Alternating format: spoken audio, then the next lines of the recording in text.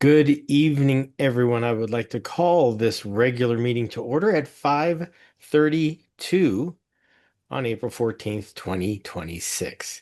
Miss Dottie, would you please conduct a roll call attendance to ascertain a quorum, please? Yes, sir. Chair Patrick Molina, Here. Vice Chair Heather Anderson, Here. Member Bill Brown, Here. and Member Jan Schubert. Not here. Thank you. All right, very good. We have a quorum. Good evening, everyone. All right, and let's kick off the evening with the Pledge of Allegiance. I pledge allegiance to the flag of the United States of America and to the republic for which it stands, one nation under God, indivisible, with liberty and justice for all. And we move on to item number 2 of this evening's agenda, and that is public comment regarding anything currently on tonight's agenda. If you would like to address the board, you have 3 minutes of time, and all we ask is that you raise your hand in the room that you are in, and you will be promoted to the panel, and you will be heard. So we'll give everybody a minute to figure out where that little raise hand button is, and if you would like to do so, please do so now.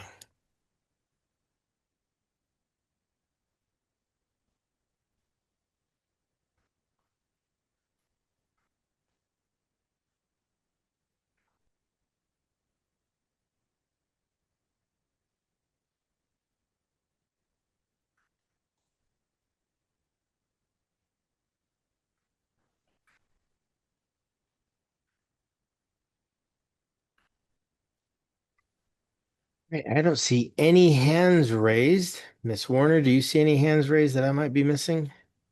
I do not, but a couple of folks just joined, so if Just you don't joined up, mind yeah. just repeating that Yep. if you'd like to make a public comment about any item on the agenda, now is the time. Chair Molina has called for public comment. You can raise your digital hand if you so wish to make a comment.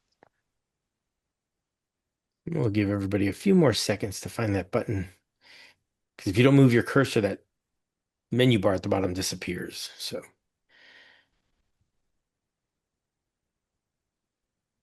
All right. I think the folks in our attendees gallery are here for other purposes. Very good. We will close public comment at this time and move on to item number 3 on our agenda, and that is the approval of the current agenda. I move to approve this evening's current agenda as posted on our website. A second, please.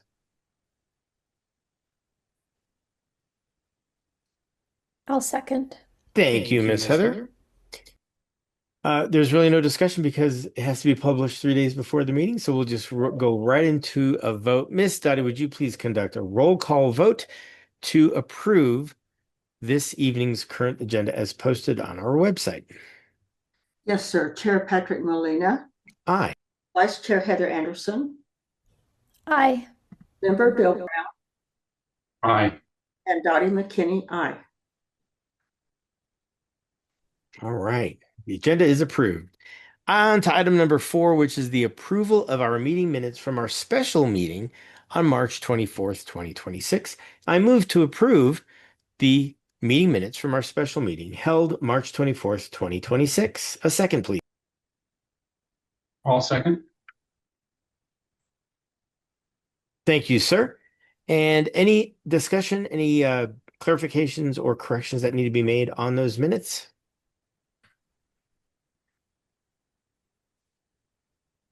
With no discussion or corrections, Ms. Dottie, would you please conduct a roll call vote to approve the meeting minutes from our special meeting held March 24th, 2026? Yes, sir. Chair Patrick Molina, Aye. Vice Chair Heather Anderson, Aye. Member Bill Brown, Aye. and Dottie McKinney, aye. Very good. Thank you all. And we move to item number 5 of our agenda, and that is the school finance section, beginning with our financial reports. We will bring Whitney Sanchez to the panel. Whitney, the floor is yours as soon as you get here. All right, I'm in. Share my screen. All right. So the Finance Committee did review these financials at our regular monthly Finance Committee meeting last week. We have 5 bars for approval this month. And then the normal payroll and accounts payable payment vouchers. I will go straight into the bars. The first one is a decrease bar for the operational fund. This is based on the final unit value as well as the final enrollment numbers after 40th day. The unit value did increase, but the school also had projected growth for this year, and did not attain the enrollment numbers that were projected last year. So we're seeing a decrease bar of $918,000. This is coming off of the fixed asset line within the operational fund.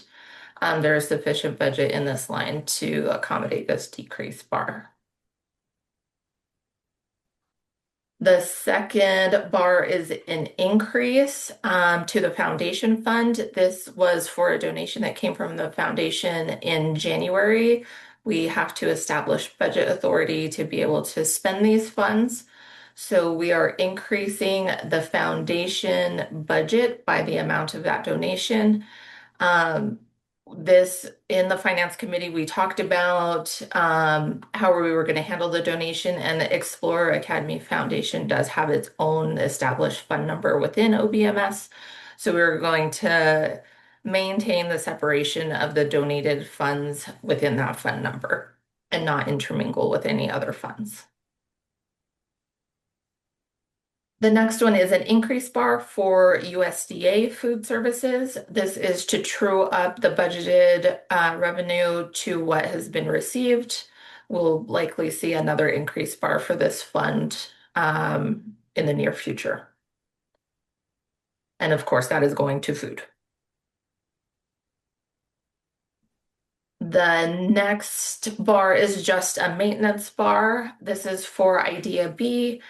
The entire budget for the personnel that are funded out of this grant was allocated to the salaries expense line. We are just removing a portion of that and distributing it correctly to the benefits associated with those salaries. So this is just maintenance. It's not increasing or decreasing. It's just allotting the budget to the correct lines. And the same thing for Title II, teacher principal training, taking a portion of the budget that was put on the salaries line and allocating it to the benefits.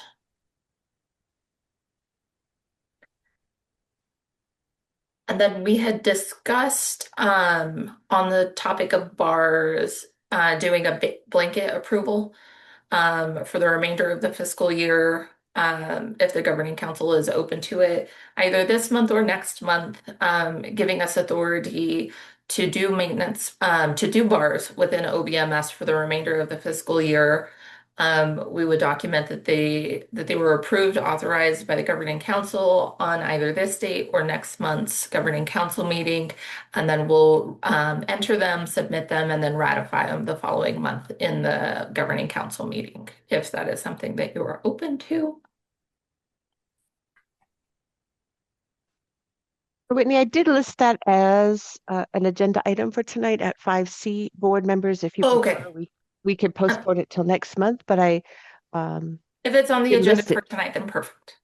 Yeah, I did list it as an agenda item, and board members, as you know, we usually do this towards the end of each school year to designate someone to approve maintenance bars for the rest of the year. And of course, those bars come to the board afterward, but it would be after approval, of course. Correct. But I have that as 5C. Okay, sorry about that. No, it's okay. Okay, this is your check report. These are all of the checks that were issued in the month of March. This is both accounts payable and payroll checks. We are working diligently to get caught up on AP now that cash flow is more consistent. We're doing RFRs on a monthly basis. We've caught up with lease assistance reimbursements. We've received our lease assistance reimbursement for the first 3 quarters. So you'll likely see a lot more checks coming through in the next few months. We need to get all caught up on AP by June 30th. But we're making progress. So there are quite a few large checks in here for some outstanding AP.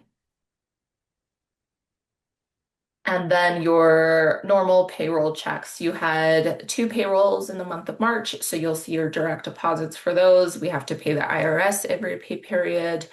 And then some of the other payroll liabilities happen on a monthly basis. In April, you'll see some payments for quarterly payroll liabilities.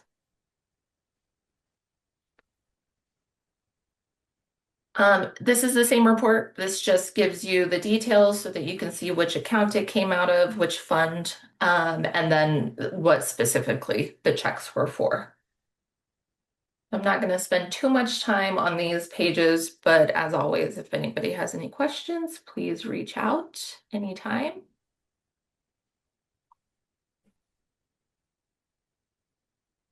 Okay, this is your expenditure analytics. This little graph on the left is your operational fund.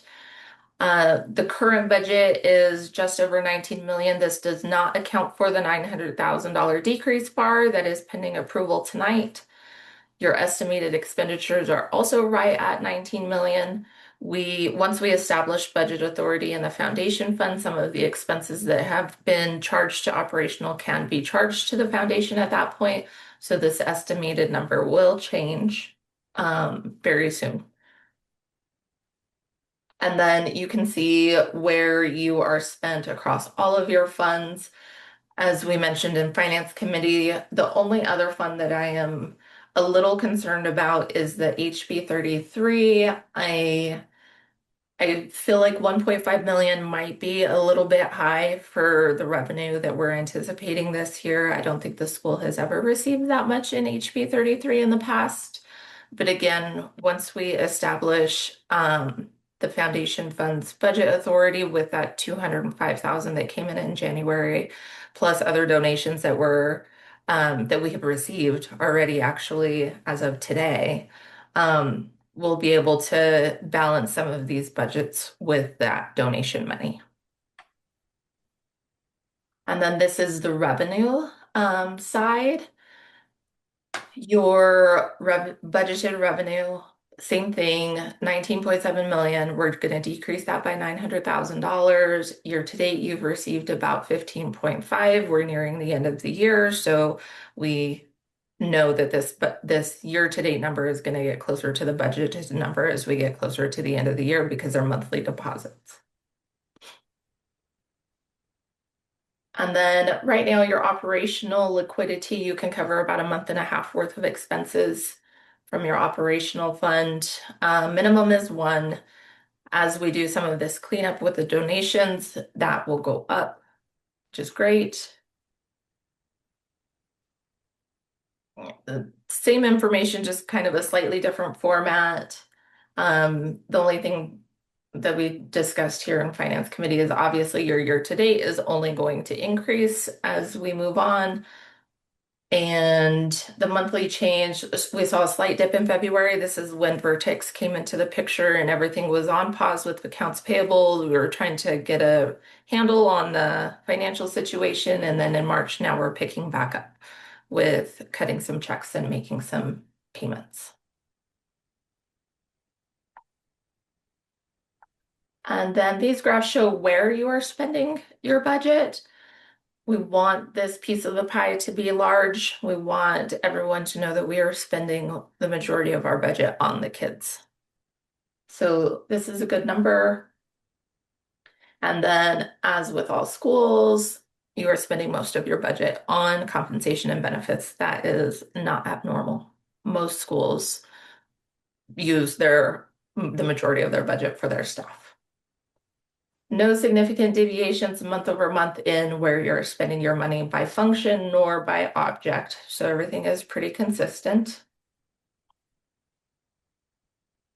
And then the next many pages are, it's the data that feeds the graphs. So just to call out, this is the revenue report. It is broken down by fund, subtotaled by fund. We don't encumber revenue. I think I called this out last month and I still have not identified why there's 288 here on this particular line, but I will get that cleaned up. And then the next few pages are the expenses. This is a roll-up report so you can see within the operational fund how much you're spending on instruction, support services, etc. Most of your other, like your title funds idea, those are going directly into instruction, so that money is going straight to the kids. And then, of course, as we get into your capital funds, those expenses are going to capital.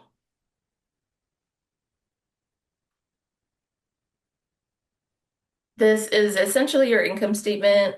Government entities don't have income statements like corporate entities, but it's pretty much the same thing. This shows your total revenue year to date, your total expenditures, your excess or deficiency, what you started the year with, and then the fund balance at the end of the year. Same thing for all funds. We did talk about how these two fours, starting with Title I, these are all reimbursement funds. They will always be negative. We spend the money first and then we ask for the money back later. So they'll never have an excess of revenue over expenditures.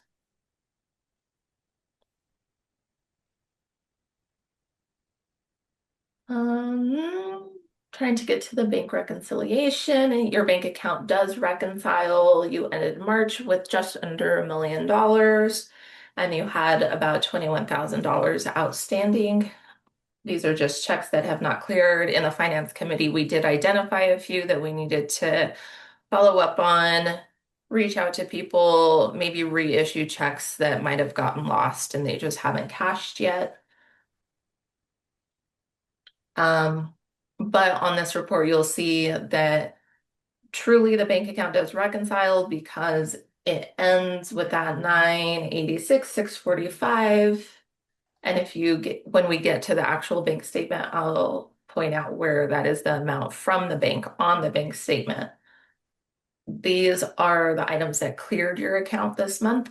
So some items from January and February were not paid and or cleared until March.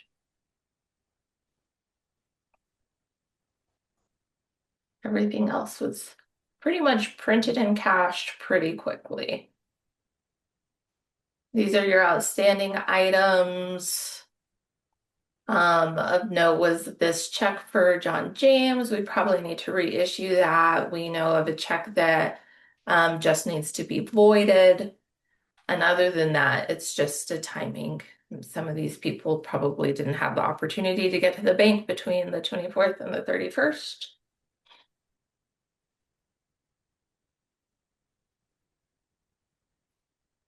Same information, things that cleared the account, but on your general ledger. So you can see how those items make it into the bank reconciliation report, either through payroll processes or cash receipts processes or AP batches. Feel like I'm taking a lot of time. And here is your actual bank statement. Ending balance, you'll see right here, that matches the bank reconciliation report. So you know that it truly does reconcile. And all of these items listed tie to the previous pages from the accounting software. And that is it on that front. And I don't have the agenda pulled up. I will get it pulled up so that I can see I don't skip ahead. Because I know we want to do like a preliminary budget look also. Yep. No, thank you very much. Well then, in order to open up discussion, allow me to move to approve the financial reports and to approve the bars as presented. A second, please. I'll second. Thank you, Miss Heather. All right, do we have any questions for Whitney? This all was all covered in the finance committee meeting that we had last week, and we're pointed in the right direction. If you're wondering where are we, can you just boil it down to one quick sentence. We are pointed in the right direction, which is very good. And we anticipate ending the year in the black. So that's very good.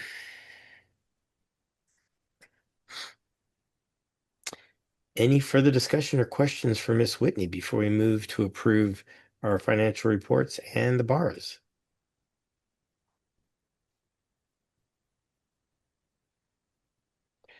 Very good. Miss Dottie, would you please conduct a roll call vote to approve the financial reports ending March 31st, 2026, and to approve the bars as presented?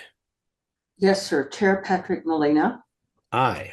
Vice Chair Heather Anderson, Aye. Member Bill Aye. and Dottie McKinney, aye. Thank you very much. The motion carries unanimously. Now we get to the authorization of maintenance for bars. And this is a customary thing we do every year, especially when we start getting very close to the end of the school year. And in years past, I want to say a board member is usually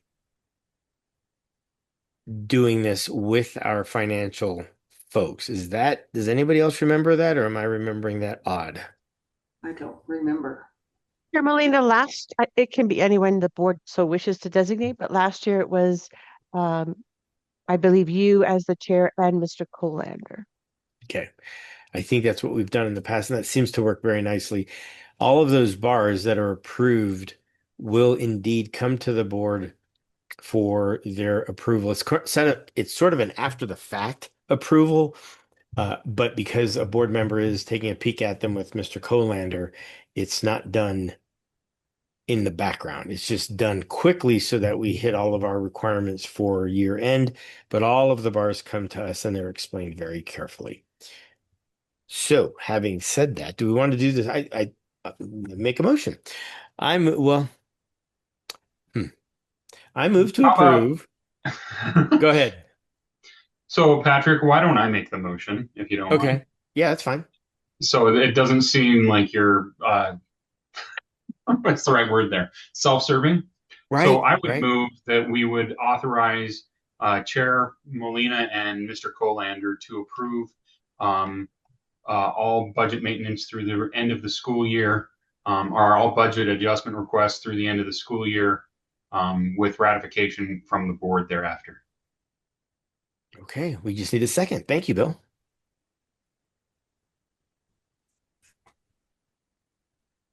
I'll second. Thank you, Miss Heather. Wonderful. So that's how it works, folks. We're doing it more for timeliness of making sure everything is squared away by the end of the year. Most of them from years past have been maintenance. It's just making sure the money is on the right line item in the budget. So they're maintenance bars. There are no, like, we're buying a bus or anything huge like that. So there are just those maintenance bars, which we had a couple of tonight, where it wasn't an add or a decrease. It was putting the money on the right line items. So that's typically what those are at this time of the year. Any further discussion?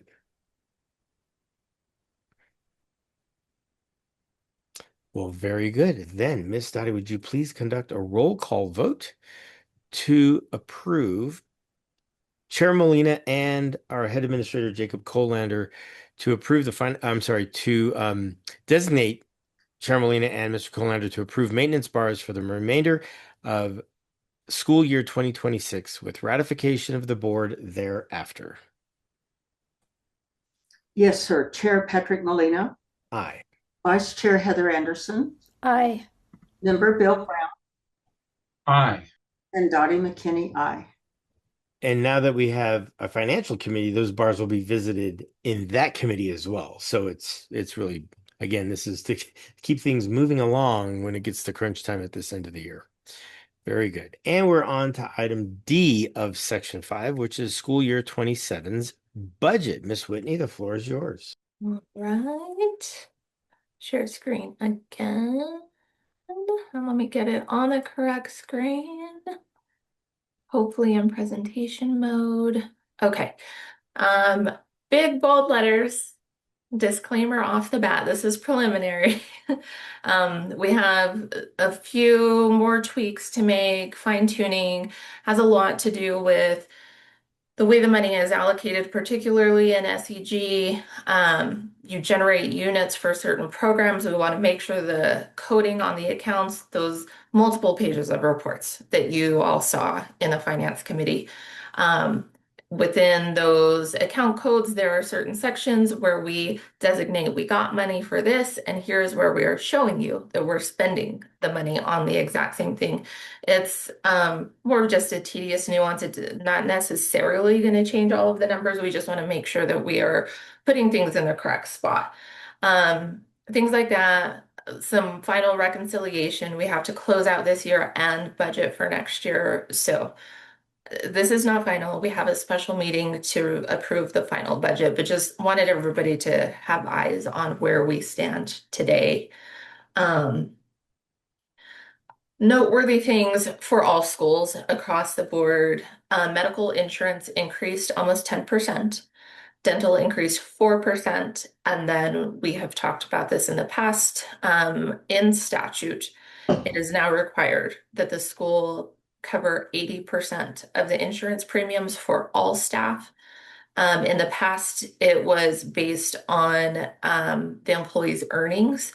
So the higher earning staff paid a larger portion of their insurance premiums. Now we pay the 80% across the board.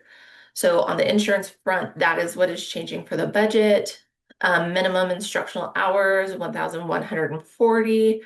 There are multipliers for K-12 plus funding, depending on how many days you go over the minimum. All employees must make a minimum of $15 an hour, $25,000 a year for EAs, 55 for level 1 teachers, 65 for level 2 teachers, 75 for level 3. And then there are different factors for principals, but essentially principals must make $86,250 a year. Right now, as it stands, this is your estimated versus projected revenue. This does not include all funds. These are just more of like the major funds. So your SEG is going, for this year, we're going to end at 18,547. We talked about that decrease bar that is approved now. Next year, we are projecting 19,224,000. The unit value for next year, it's on the next slide, is $7,117.10, if I'm remembering correctly. So we're going to see an increase in SEG. For now, we're just holding the revenue flat for food services. I don't have anything budgeted for student activity because that is one of those funds where and we can establish a budget going into next year, but that's one that will almost always need an adjustment because more than likely the activity funds will raise more money than we're going to project. We're going to underestimate and over deliver on the fundraising. Your idea B is up. Title I is slightly down. All of these do have a mid-year adjustment as well. So depending on enrollment, this is where we're going to start the year. Lisa has been working diligently and has submitted the unified application. It's a new program for all the federal funds. In the past, it was very redundant. You had to submit separate applications for all the federal funds, and they all asked for the same thing. So now they combined it. It's the unified application. So these numbers on the projected side are straight off of that unified application. I don't have anything in here for the time being for a Go bond, but that one we can always count on revenue there. So I will likely plug in probably 80% of the current year allocation going into budget for next year. Lease assistance is the lesser of award. They give you the lesser of a percentage of your lease or based on your enrollment. Our award for this year is 1.1 million. I just put a flat 1 million for next year for the time being. We don't apply for this until later on this year. We'll get our award in January. So this is a late one. But we'll plug a number in here for now, knowing that we will get something for lease assistance. Same thing for HB 33 and SB 9. We don't get an award letter. These are monthly deposits that just come in. They're based off property taxes. As I mentioned, I feel like the 1.4 million for HB 33 for this year is a little high. I want to be more conservative and put it in about the $850,000 range, just so that we don't spend more on the assumption that we're getting more and then it doesn't come to fruition. Um, this looks scary, but we are getting about $2 million in donations this year. And we're not going to project anything for next year. So that is the biggest chunk of this number is the donations from this year. So I know it looks scary. It's not as scary as it looks. This is your program cost review. So this is essentially a summary of your 910B5. You can see the unit value. I was right. It was $7,117.10. This is the final unit value for this year. This was part of the calculation for that $900,000 decrease in SEG. The final unit value did go up from the initial, but then we saw that drop in membership. So what we're doing here is we are taking your enrollment, your multiplier that you get for your teachers, the more experienced, higher licensed teachers, you have to pay them more. So then there's a multiplier built into the funding calculation so that the state recognizes we have to pay those teachers more. So they give us a multiplier. The baseline is 1. So we're getting a small multiplier. It never covers like the amount that we have to pay, but it is a bump. It doesn't cover dollar for dollar. And then CED, 3 or 4-year DD, AB program, and ancillary. These are all special ed related units. And then you have units for fine arts, bilingual PE for your national board certified teachers, English learners, at risk, and then K-12 plus. So these are additional days above and beyond the minimum required days. All in all, you are seeing an increase of about $678,000. This is after the 2% that PED keeps for themselves for administrative costs. That is a hot topic because we all want to know what they use the 2% for. If they could give it back to the school, we could surely use it. But PED does keep 2%. Even the district authorized charter schools, the authorizers keep 2% as well. So it's not abnormal. It's just more of a transparency thing. We want to know exactly where that money is going. Okay. Teacher and EA salaries are based on 186 contract days. And then we have all of the different positions broken out by fund number. The majority of your positions come out of the operational fund. This is instructional coaches, social workers, duty personnel, administrative staff. Jake and I spent some time on it this morning, probably about an hour and a half going line by line by line, making sure we weren't missing anybody, tying out current year salaries, making sure those were accurate so that we could calculate next year's salaries. There's a formula built into the spreadsheet. It's multiple ifs in this Excel formula where it looks at the name of the position, what the previous year's salary was, if it was less than or greater than, it applies different percentages to those positions and then calculates based on number of days. And then within your federal funds, as you did this year, all of those funds are to cover salaries. So there's a little bit of balancing that we still have to do. Like we have to match what's being charged to next year's budgeted amounts that I showed you on the last slide. That's some of the reconciliation. We have to submit a balanced budget. So once we come in to hitting submit in OBMS, whatever we're projecting for revenue, we have to submit the exact same amount in expenditures. Now, we can budget lines for like reserves, and we should budget lines for reserves. That is something that we need to reestablish is a cash reserve. So we'll budget lines for cash reserves, but at the end of the day, revenue minus, fund balance plus revenue minus expense should be zero. They won't let us submit it if it's anything else. Whitney, Yes. on that previous page, what are the column headers? Are you seeing this little thing too? Is that in the way? Well, Oh, I see sorry. I see the I cut them 11,000, off.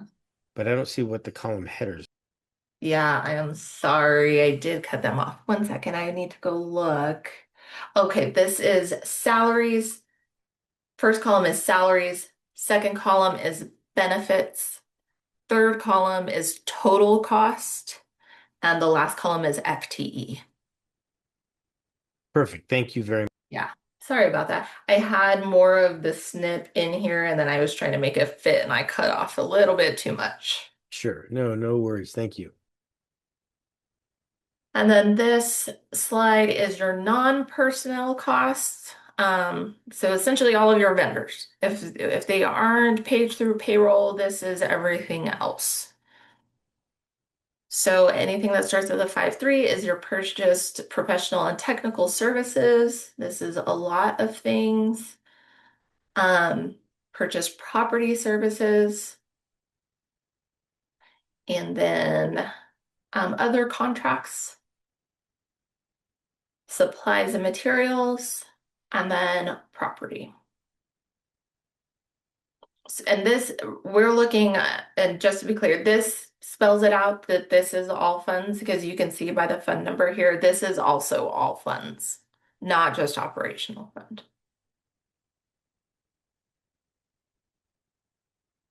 And that is it for the time being.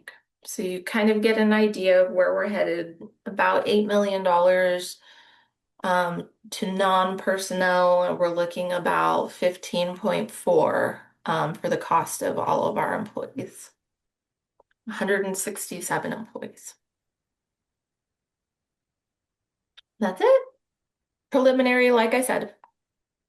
Correct. And we do have a special meeting booked on the 22nd of this month to actually review the final version and vote on it. So there is no vote required this evening. Are there any questions for Ms. Whitney at this time?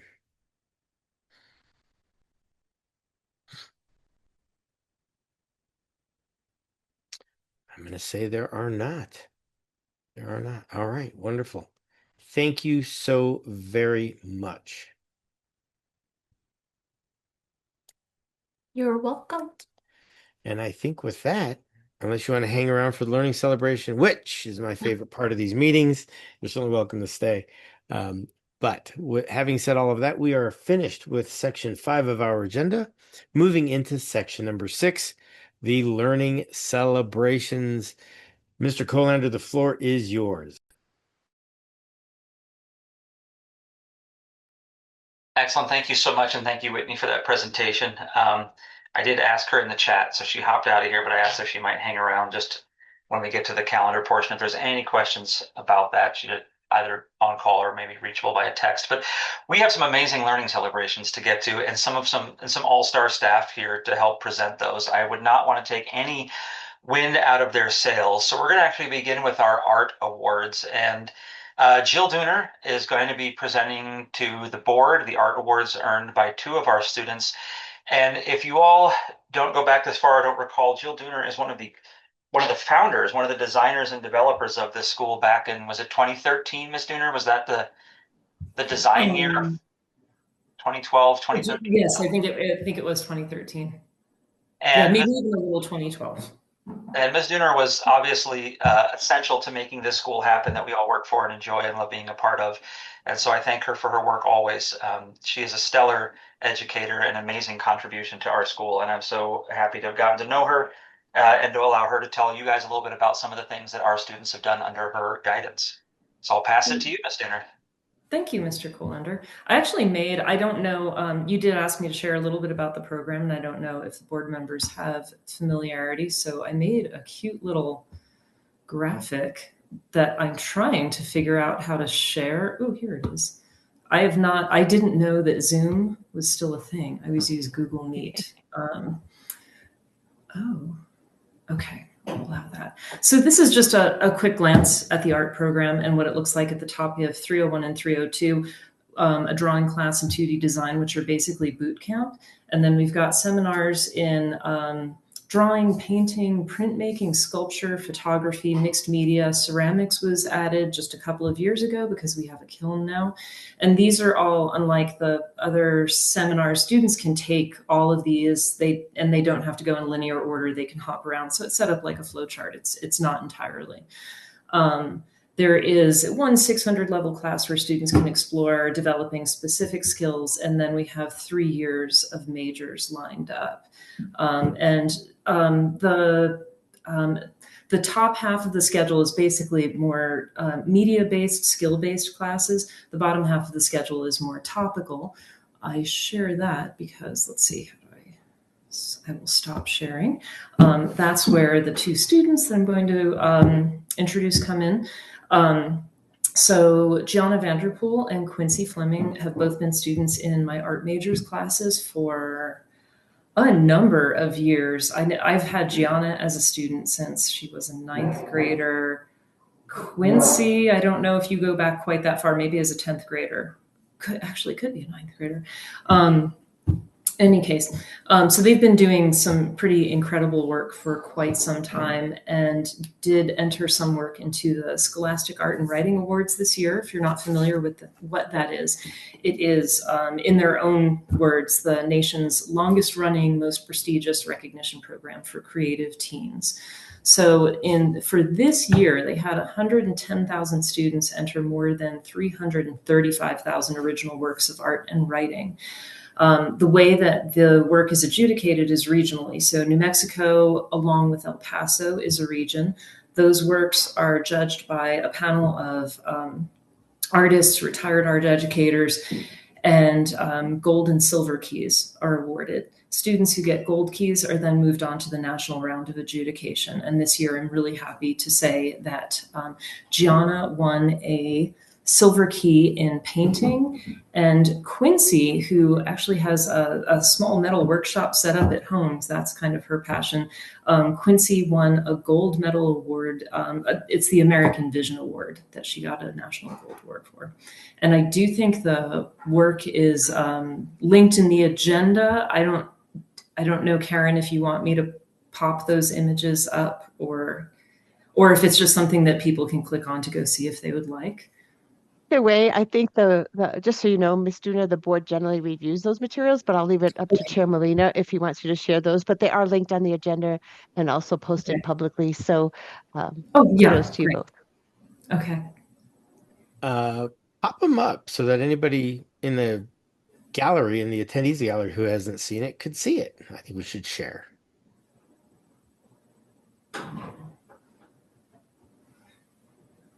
And I don't know. Would you like me to do that, or are you gonna? Yes, please. I'm feeling a little awkward about the Zoom format. Okay. Let me just give me a second. And this one. So this is Quincy's artwork. There with the ruler to show you the size. Beautiful work, and there's several angles of it. So I'll just scroll through a little bit slowly here. Quincy, I don't know if you want to tell us anything about this while I'm showing this to the board. You're certainly welcome to comment. Sure. So this was made for the one of the majors classes, the Art of the Immortals, which was a class about mythology all around the world. And the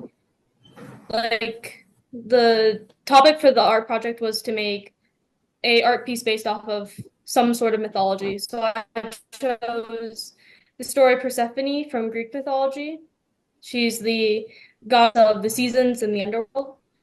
So based off her story on how she was kidnapped to the underworld to marry Hades, the god or the god of the underworld. And when she was there, she seized the pomegranate, which bound her soul pretty much to the underworld. And then with his mother, she became the goddess of the seasons. So the different sides of Fabulous the work. pomegranate are meant to show like Go ahead. So, Quincy, what different metals are in this piece, and how did you cut them so exactly? Oh, and was there any so welding involved or brazing? yeah, so the metals involved that I used were copper, brass, or red brass, yellow brass, white brass, and nickel. So they are all connected using a technique called riveting. It uses spin and wires to connect different metals, like to connect the metals together. And so there was no heat or soldering or anything involved like that. And then the way that I cut each layer of metal was with a jewelry saw. So each part was in like cut out individually by hand. And then the base part of the pomegranate was a flat sheet of metal that I used. It's a technique called raising, and I used a hammer and a sandbag and made the flat piece to a bowl shape. Awesome. That's fantastic. Well done. Loved Shall I share Thank you. Gianna's now? it. Sure. Okay. And Gianna's is a painting, so I only have one picture of that. But Gianna, do you want to say something about your painting? Sure. So a lot of my paintings are inspired off of works of classical literature. So this one was inspired by a book called The Possessed or Demons by Dostoevsky. And that book uses a lot of it uses pigs as a metaphor for kind of nihilism and for human ideas that can cause negative impacts in the world. So I decided to portray that by pigs eating human corpses in a sort of reversal of what we would typically see in the real world. And that was because this was for a surrealism art major. And a line from the book, which I painted at the top of the image, says, the very laws of the planet are a lie and a devil's vaudeville. And that quote kind of encompasses surrealism for me. So that's why I decided to do that for my painting. Very surreal. So and I'm not an art connoisseur. I mean, I am, but I'm a very basic. So the floor are diamonds, but the backsplash in their back are squares. And then the candles are really close to the viewer. So how did you pick those two different shapes for the floor versus the wall, if you even gave it much thought? And the candles are so close. Does that indicate anything? Like scale for the pigs and the hanging bits, or how did you do all of that? So the work was largely a sort of study in perspective, which is why you can kind of see the proximity of the shapes changing, which is why the candles are so close, and then obviously it goes further back in the painting. As for the shapes, I didn't really give them much thought. Um, I just, I don't know, I just did them off of like typical tile patterns that you would see. Okay. Yeah, fair enough. Fair enough. Very good. I wasn't sure if you were trying to capture a time period because in architectural design, those types of flooring and backsplash indicate a time period. So I wasn't sure if you're trying to capture that with the flooring and the wall covering, or if that was just something that appealed to you. So thank you. And Chair Molina, if I just might add, another note about Gianna that was shared with me is that she's also received a presidential scholarship at UNM. So Oh, congratulations next year, Gianna. indeed. That is awesome. Thank you. Excellent. Thank you guys so much, and thank you for sharing your thinking behind it. I was spotting those little pomegranate seeds in that sculpture. So, as an English teacher, I appreciate those little in the direction of. And I immediately thought Animal Farm, Gianna, when I saw yours. I was like, coincidentally, same animal being used to represent it. But thank you both, and congratulations to all of you, and thank you, Ms. Dooner, for the fine work you do in your classroom every day. Thank you. Absolutely. Here, Thank you here. for inviting us to the meeting. Thank you for being here. So I'm going to send you back through cyberspace, but thanks again for joining us. Thank you. Thank you. Thank you. And I believe next up we have Lisa Ortiz, who I think I saw as being here. And if I'm wrong about this, Miss Ortiz, she's joining us from Colorado Springs as a participant in the Space Foundation's International Teacher Liaison Program. So this was her week to be up there participating in that, and has taken time out for it, I'm sure, is a gorgeous Colorado Springs evening to join us here this evening to talk a little bit about her program. I don't know how much of that Miss Ortiz caught because she was probably in between those. So I was just telling them, Miss Ortiz, I believe if I'm correct, you're joining us from Colorado Springs. Is that right? Yes, absolutely. So, hello from Colorado Springs. I'm really excited. These last 2 days have been just a phenomenal opportunity. If you are not familiar with the Teacher Liaison Program from the Space Foundation, there's anywhere between 25 to 30 people that are selected teachers globally. So I am one of 30 teachers this year, and I'm the only teacher in the state of New Mexico representing the state of New Mexico and Explore Academy. So thank you and Bravo. congratulations to you. Thank you. Thank you. Miss Ortiz is here to present a couple of items, so I won't take much time away from her being able to jump in and talk about her programs and what she's doing with her students. But I appreciate all the work. This is our first year having DECA at our school, and that's something that Ms. Ortiz brought to us and is working, I believe, with Ms. Juliana Sanchez. Is she co-sponsor with you? And the two of them have done some fantastic work with DECA and getting that program off the ground. So we very much appreciate that. And without further ado, I'll just let her talk a little bit about what she's here to discuss this evening. All right. Well, thank you, Mr. Colander. Ms. Sanchez is also online as well. I know she was out at she's out somewhere else. I'm not sure. I know she had texted me she was on as well. But I do want to say that I couldn't be doing this without her. She has been a phenomenal co-advisor. We have been working really diligently together with our DECA students. We had 3 students who participated in district in December. 3 of them made it to state. 1 made it to the international conference, which is coming up April 24th through the 29th in Atlanta, Georgia. His name is Basil, and he has been working really hard. He's been working diligently. Him and his family were also invited to be on here as well. I'm not sure if they're on right now, but Miss Ortiz, yes. excuse me for interrupting, but there's a Christopher, I don't know how Yes, to pronounce his. that's Basil's dad. So I'm trying to promote that person to the panel. You'll have to accept the promotion on your screen to join us on the panel so we can meet the student. Let's see. Not you, they will have Oh, to. they will. Okay. So I keep clicking promote to panelists, but they have to accept it. So I want them to know. Okay. There we go. And I'm hoping that Basil is there with. And then Miss Sanchez, is she on also as well? Yeah, I've promoted her to the panel as well. So they're here. Okay, awesome.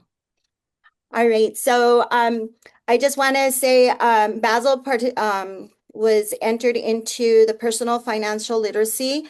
It's a competition through DECA. DECA is the Distributive Educational Clubs of America.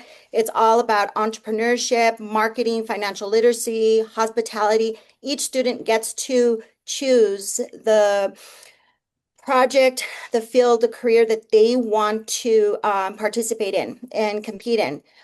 He did make it to the international conference, which is in Atlanta, Georgia, on the 24th to the 29th. He has just to see him from being in education for 21 plus years, just to see him sparkle and shine from the moment that he first started to where he is now. We are just absolutely very warm in my heart that he has, just to see him shine from where he was started off and where he is now. We're really proud of him, and we can't wait to see what he does next year. But most importantly, now before that step is to see how he does in Atlanta.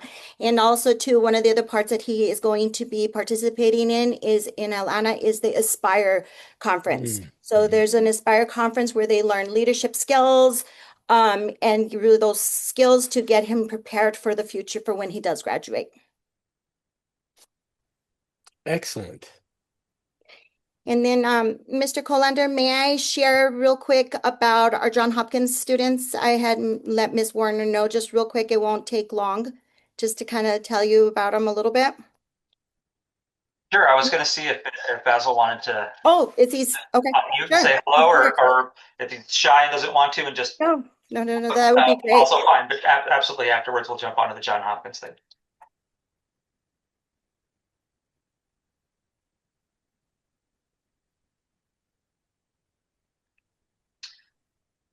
Okay, I don't think he's taking us up on that offer.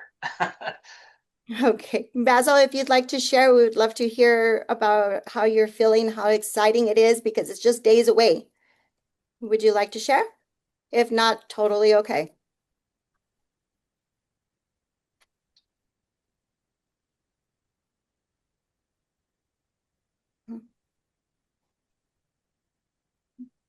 Well, he's not muted, but we can't hear him. Hmm. I wonder if they're having the technology. It could be. It could be. I mean, so unless they're able to get the computer, but I did have a conversation with him the other day, and we were talking about the preparation and everything, and he was really excited. So, and also I have to share, this is a really cool thing. So as we've been fundraising, the students in the school have been like, oh, for Basil, yes, we are going to do this. We are, they're supporting him, to see his classmates really supporting him, and his younger brother and sister really like joining in and really sharing the amazing everything that Basil's doing to really get the word out there.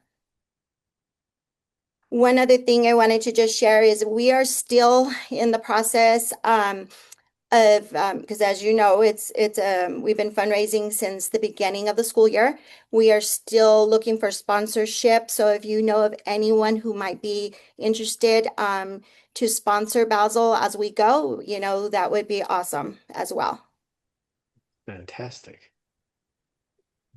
Well, as a past DECA judge, I can tell you that the competition is fierce at the state level. I've done the state level judging, and it's fierce from all of the schools, and I've seen some amazing kids go through my little one-on-one table. So it's awesome. Basil, congratulations. That is no small feat, because there is huge competition in the state at the DECA level. Mhm.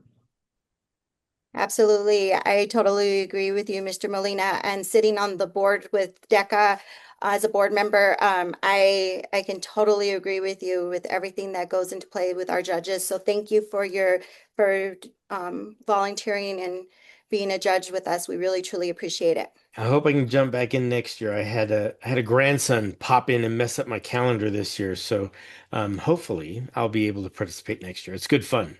Yes, I will remember that. Excellent. If you want to jump onto the Johns Hopkins piece, that'd be great. Great. Thank you, Mr. Colander. We have 6 students who are from 6th grade to 6th and 8th graders that are working on a project with Johns Hopkins University. It's the Johns Hopkins National Redesign Showcase. This is the 3rd year. So the previous 2 years, I have taken students to Washington, D.C. to present to the Dean of Johns Hopkins and also legislatures and community members within DC. Unfortunately, this year we are not able to go to DC because funding got cut. But Johns Hopkins said, hey, we still want our students to really shine with the project that they are creating, and we're doing it a virtual.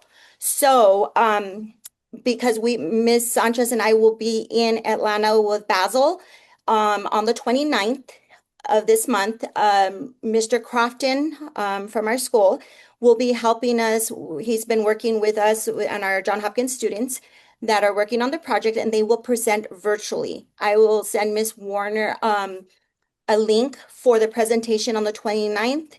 There are going to be 3 schools that will be presenting here in Albuquerque, and Explorer is one of them. So from 9:30 a.m. to 11:30, we are really proud of them.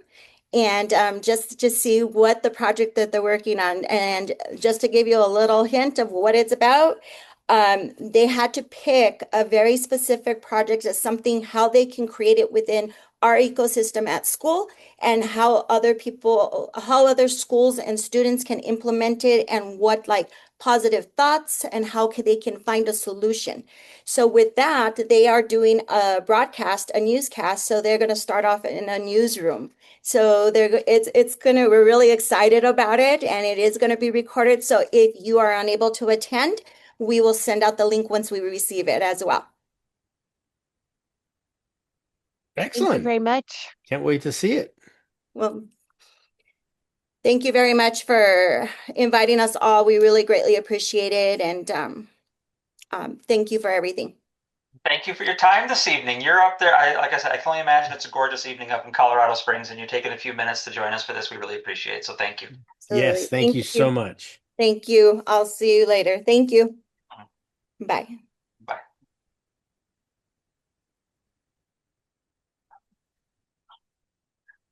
And then we also will go ahead and promote, I believe Peter is here. I was looking to see if Carolyn was here, but she was not able to make it. So if we can promote Peter, we're going to talk about, and Miss Breen, Jillian Breen, who's also in the audience. We're going to talk about Film Award.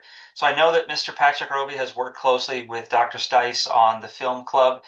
And I will just say, I don't know how Explore Academy electives would progress without the likes of the talents of Jill Dooner and Peter Patrick Roby. Like, they're both just amazing individuals. And Peter's brought his unique talents and his gifts and his passion for working with kids to our school. And we couldn't be more happier. If you guys didn't get a chance, October 31st, there should be something that says I have the t-shirt, because I got the t-shirt October 31st. Mr. Patrick Roby had his group do their own original score for the Nosferatu silent film, and it was at South Broadway Cultural Center. They presented that. I got to sit in the audience and be wowed by musical talents, and it was so great. And so this evening we're here to talk about the film group and the After School Film Club and the film award that was received by Miss Breen. So I will let Peter go ahead and take it away. Thanks a lot, Jake. Karen, if Jillian's here too, we can promote her too to speak as well. Yeah, she's here. I did. She's here. Oh, great. Awesome. Okay.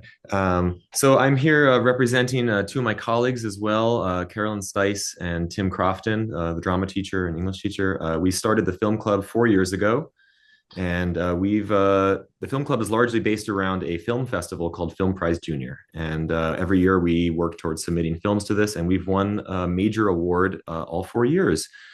And big thanks to Jillian. Hopefully can talk about that experience for us in a minute. Film Club meets after school on Thursdays for about an hour and a half, and we cover all topics related to film. We start out with writing, acting, and this year we really leaned into editing and had a lot more experiences with that. In addition to that, the film has been bleeding into our regular academic program as well. Dr. Stice offers numerous flavors that are film-based English flavors and has produced just an immense amount of work through those classes. And I myself have been incorporating film editing, sound editing into my classes in support of the live stream that we do each week. Hopefully, you all have checked that out too. Um, and This year, Jillian won the Founders Award. This is an award selected by the founders of the Film Prize Junior program.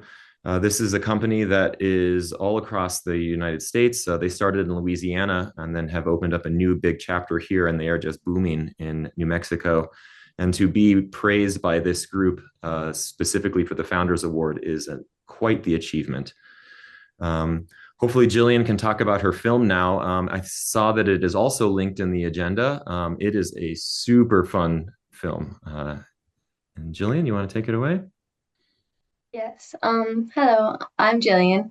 I've been doing film club for all 4 years. The first year I only was doing acting in a film, but for the past 3 years I've been directing, editing, and writing my own films, all three of which have won either genre awards or the Founder Circle Award. Overall, I think that just having a film program at the school is really an amazing thing because it gives all the students a lot of different opportunities, especially because we're in New Mexico and it's like a growing film industry area. So honestly, I just think that in the past 4 years, it's grown a lot and we've got to experience a lot of different things. And just in general, I think it's a really awesome program. Indeed. Jill, Describe a little bit what your film was about. I'm sorry if I cut anybody off that was going to ask that question. Um, my film this year, I did a comedy. It was a science fiction about a zombie apocalypse started by energy drinks. Um, it's kind of follows this like Jim Bro type character, as he's the one who started the apocalypse by like during an accident at the gym with one of his friends. It follows him and a group of people that he meets along the way as they try to find a cure. And it's kind of just a lot focused on like friendships and kind of just persevering through things. The caffeinated drink that you used as a prop looked strangely familiar, like Mountain Dew, which I thought was absolutely hilarious. I love the props. The weights were so awesome.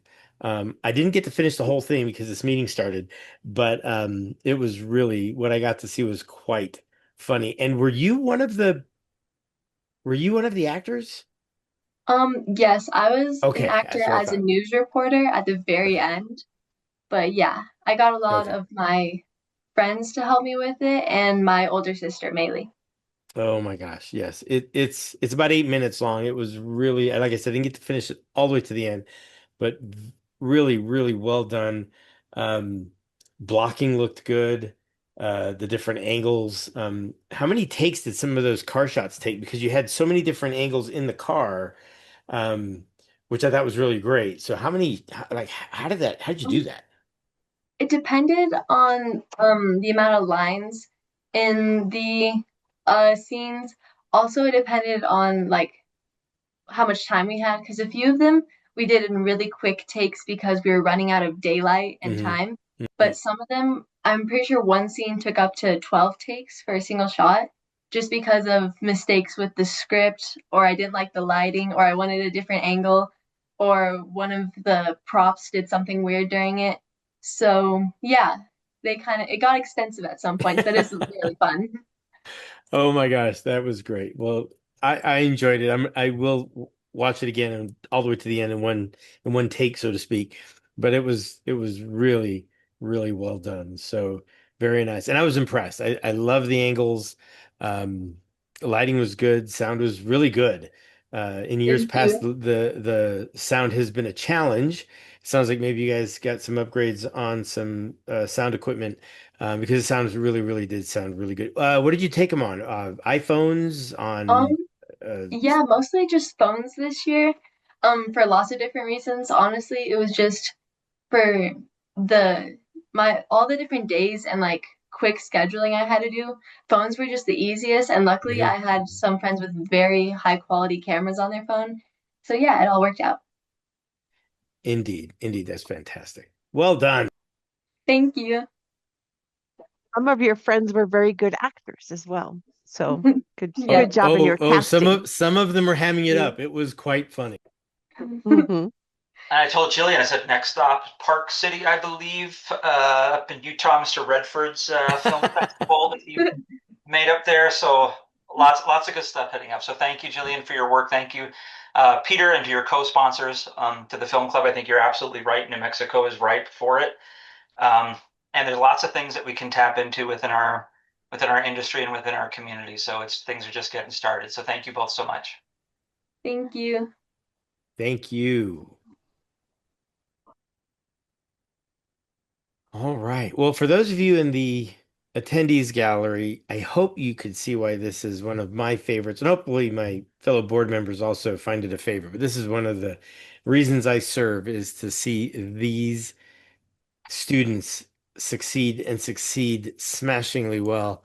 And the link to the film is in the agenda, which is public. So go on and check it out. It's really well done. All right. Well, thank you, Mr. Colander, for arranging that wonderful celebration. We'd gone a little while without one, so that was We fantastic. had to make up for it. So Indeed. I understand. Indeed.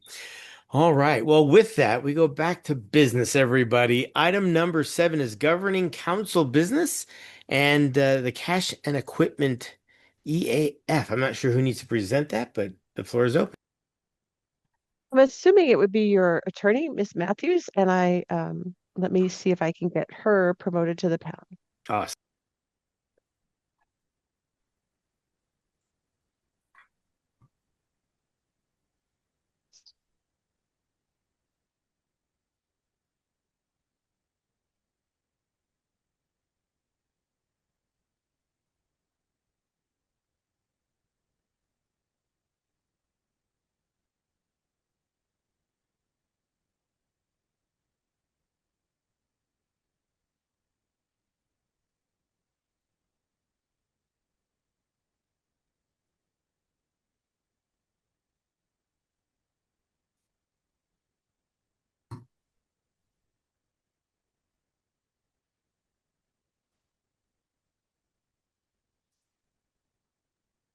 Well, Mr. Molina, I'm not sure Miss Matthews is not accepting the promotion and perhaps she had to step away for a minute. Well, perhaps. Should we see if we could go to, can I do the school-owned vehicle sale update? That would be a quick one. Sure, go for it.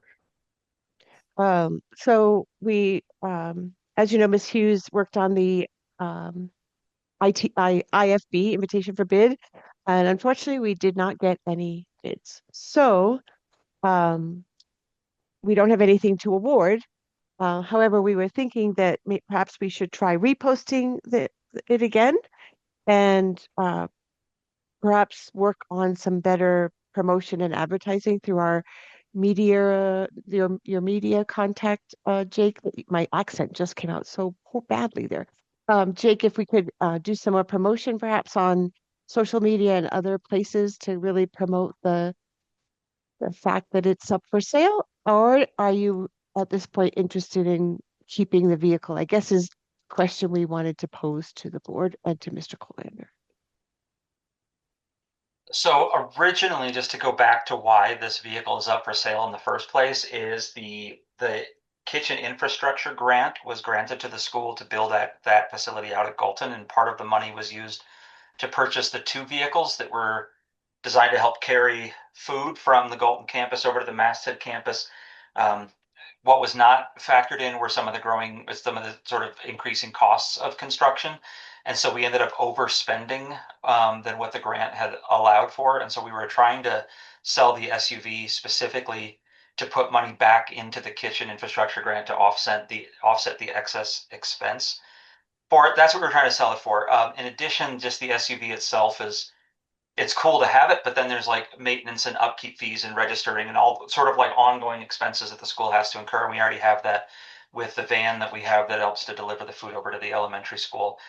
So I was still, I had spoken with Lisa Hughes this week to have a conversation about this one, and I said I think we still try one more round of selling it. We're not quite in the same situation now as we were maybe 6, 7 months ago when we decided selling it was the best idea. But it would be nice to have that off. It's just not use there. I mean, the policies Ms. Hughes mentioned, you have to have 2 adults in the car if you're transporting any kind of students. It's just so you can fit 5 kids. Like, what do you do with a vehicle that can transport 5 kids? Just didn't seem like it was something that was of great value for us, and we could put the money to better use. So that's why we were trying to sell it. And I see Dottie has. Yes, so if I may, the procurement code states that if you advertise once and you get no response, and you advertise a second time and you get no response, you can then negotiate the sale on the open market. So if you do issue another legal ad and you don't get a response, it's okay. You can sell it outright, because I believe you had gotten pricing from, I don't know if it was CarMax or from the dealer, but just keep that in mind, that it's not the end. Thank you. And I believe Don Chalmers had said that they would be willing to purchase it, but then didn't actually put a bid in when it went to bid. So we may reach out to them once we bid again to say, hey, this is got to put the bid in if you're interested. If you don't get a bid, though, it's okay. You can then negotiate the sale with them. So hopefully it will. Thank you. Yeah. That's helpful information. Thank you, Indeed. Ms. McKinney. I will say that Don Chalmers was willing to buy it when we went to get a quote for it or whatever we needed for the IFB. But at that time, we had to first offer it to other agencies, and we couldn't sell it to the car dealership. So I do think if we post again that we make sure they're aware of it, maybe they would put in a bid. So yeah, that's great. Perfect. Yep. I don't think it requires a vote because it is still up for sale. We just wanted to know what the next steps were, and I think that's exactly the right process. Mr. Colander, I think you should proceed. Excellent. I do believe Ms. Matthews is here, so we can jump probably back to the 2 items for her. Yep, absolutely. Ms. Matthews, you have the floor.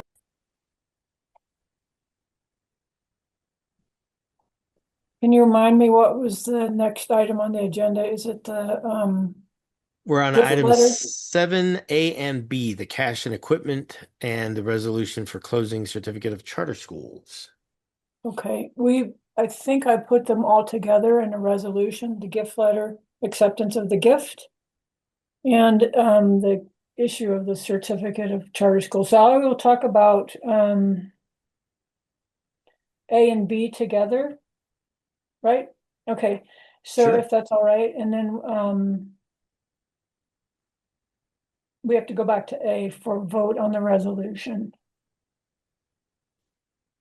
So just the resolution has 2 purposes. One is to authorize Ms. Anderson's signature on what was called a certificate of a closing certificate of the charter school, and I'll pull it up real quickly. The prior resolution that was adopted by the board did not contemplate that Ms. Anderson would need to sign any of the closing documents for the transaction, which I assume Jake's told you today closed. So I just wanted to kind of tidy that up, because looking at your bylaws and the resolution that we passed, we didn't contemplate her signing anything. So I wanted to put that in writing, that it was authorized by the board for her to sign it. She did review it. She did ask me questions, and then ultimately she sent off her signature page. Just that thing wasn't finished and final until yesterday. Is today Tuesday? I'm losing track. Okay, so I can pull it up if you'd all like to look at it. The document essentially, I'll just do it and then you can, I'm not going to go through it in detail. Let's see. Yeah. All right, so this is the closing certificate, the closing document of which this is a part, is multiple documents clumped together, but I had extracted this, which is just your portion of it, which is the closing certificate of the charter school. Essentially, it says that we, Mr. Molina and Ms. Anderson as the chair and vice chair, are certifying essentially that the information and that we're authorized to sign the lease, the covenant agreement, the tax regulatory agreement, which we can talk about now or at a later time, letter of representations and limited offering memorandum. We were authorized to sign those, and then it goes on to essentially say that what was in there is valid and still correct. Effectively reaffirm. I don't know how many times in these documents that you say over and over again that you did what you were supposed to do correctly, and you're not misrepresenting or giving false facts or false information. So, but this is yet the final one, which was given at closing to the investors to say, we are who we said we are, we can do what we said we could do, and here's our promise at the bottom of this. So this document is effectively sort of tying it all in a nice little bow. Again, confirming who the members of the board are, that we had a resolution that said we could sign these documents, and we attached a copy of that resolution to this certificate. It's not here now, but it was in the final. That there's nothing that we know about that would make any of the statements in those documents false. None of the board members have a conflict. The meeting that we are having right this minute is, and before that, when we passed the resolutions, was in accordance with our Open Meetings Act. And nothing has changed since our original in the plum. I don't know if any of you all had an opportunity to look at it. I think some of you said you had spent time looking at it before. Those representations, once finished, are true and correct. So again, that's what this document was about. Mr. Molina and Ms. Anderson signed them both. And I want in this resolution that I have drafted for your benefit for you to be able to just state that you know that, and you are now authorizing that she be able to sign that. So that's the first purpose, and that's essentially B in your agenda. And then A, and I'll pull this up, we had to have a document. I think this is the right one. No. Let me go back to where are you all? I lose you in these Zoom meetings. Let's see if we can get to the right document. That's the resolution. This is it. Okay, and so this document is a letter from the foundation and the LLC, which is now, the LLC now owns the property, not the foundation.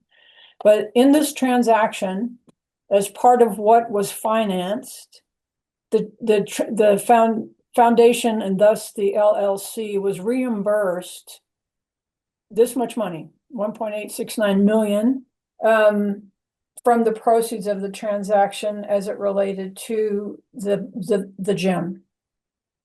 So they were refunded this money, or they were essentially reimbursed this money as a reimbursement expense of the.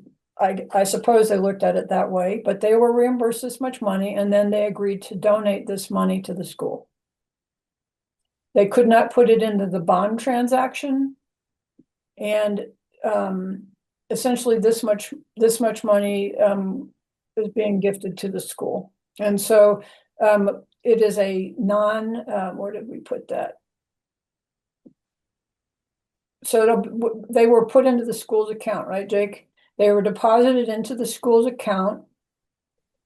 And then the other thing that happened as another part of this gift, not just the cash, but the school had those two leases that we talked about before.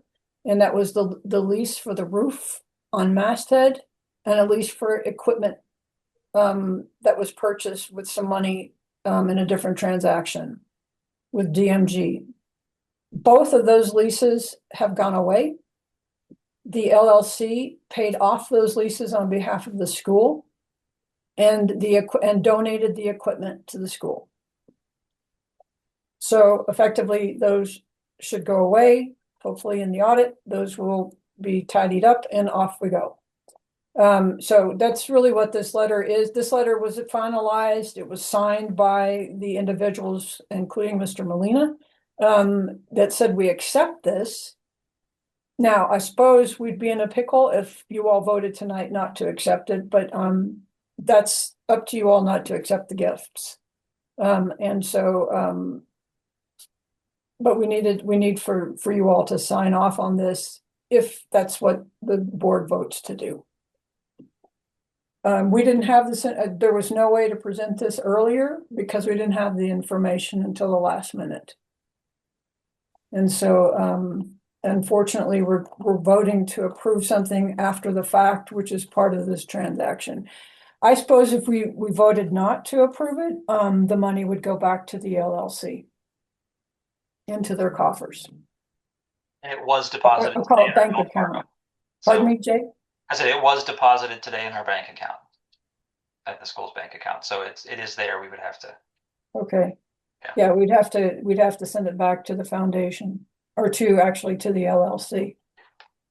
But that is absolutely your choice to do. And there is nothing of the bond transaction. I suppose we'd have to contact bond counsel. But I suppose there's nothing that would prevent us from reversing the gift. I mean, you as the board have to accept the gift. You have the authority under the Charter Schools Act to accept gifts. And so we're technically accepting it if we do.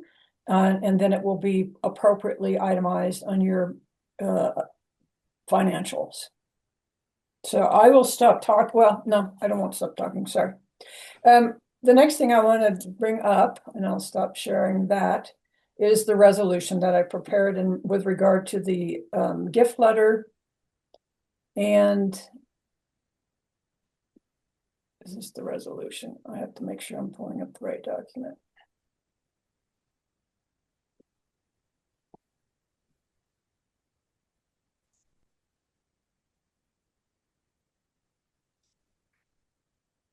Okay, and so Mr. Molina should have this document, which is the resolution. So you'll go out and vote on whether or not to approve adding, authorizing Mr. Molina and Ms. Anderson to sign that certificate of closing or the closing certificate of the charter school and to accept the gift.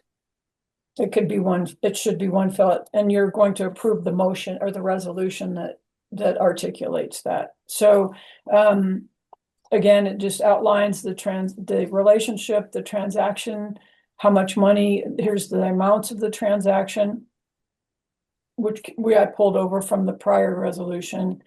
And then this, where the recital says that the closing certificate of the school, you were required to certify that that information about the charter school is correct and current. I went through that with you. At closing, the EAF and EAF ABQ, which is the LLC, received certain funds and equipment, which they are now donating to the school.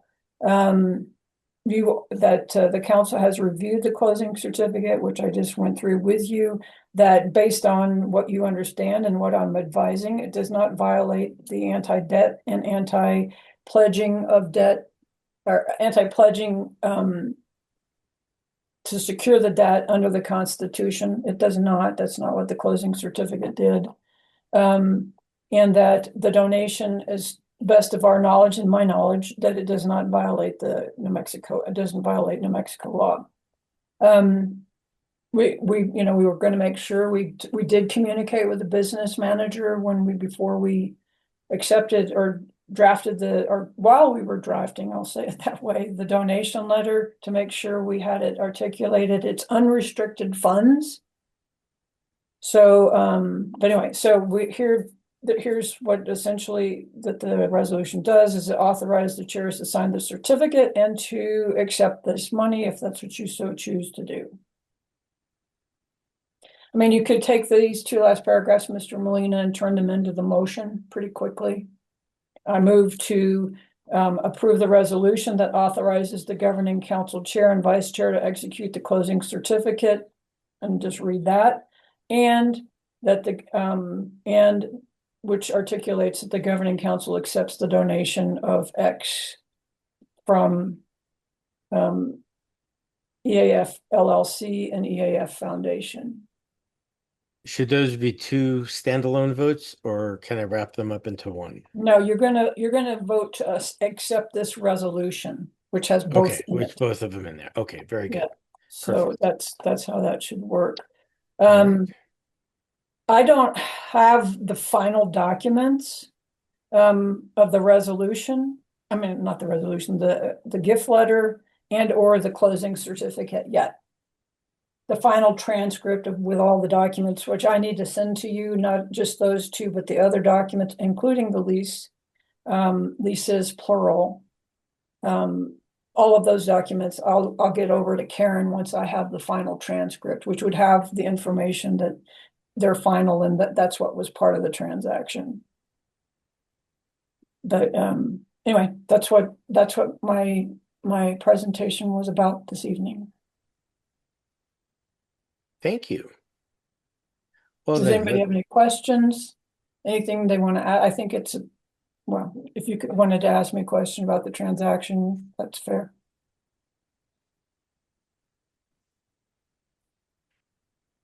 Well, let's open it up for discussion with a motion. I move to authorize the governing council chair and vice chair to execute the closing certificate of the charter school in connection with EAF ABQ's Series 2026 bonds, closing date of April 14th, and that the governing council accepts the donation in the amount of $1,689,241.51 without restriction, and the equipment as described in the April 14th, 2026 donation letter. A second, please.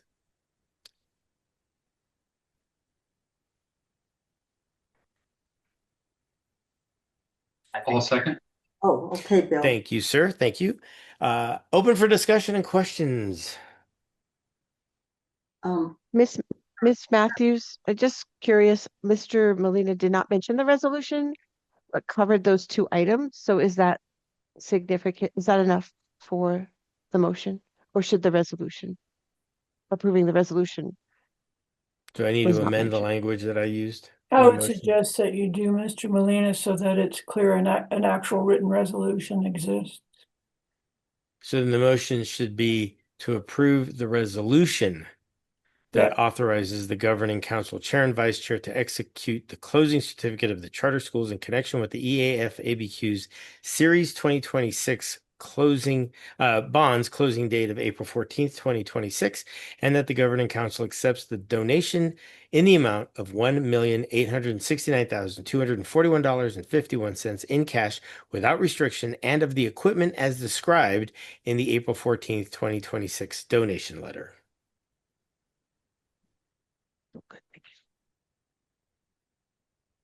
All second again. Thank you very much. Open for discussion and questions.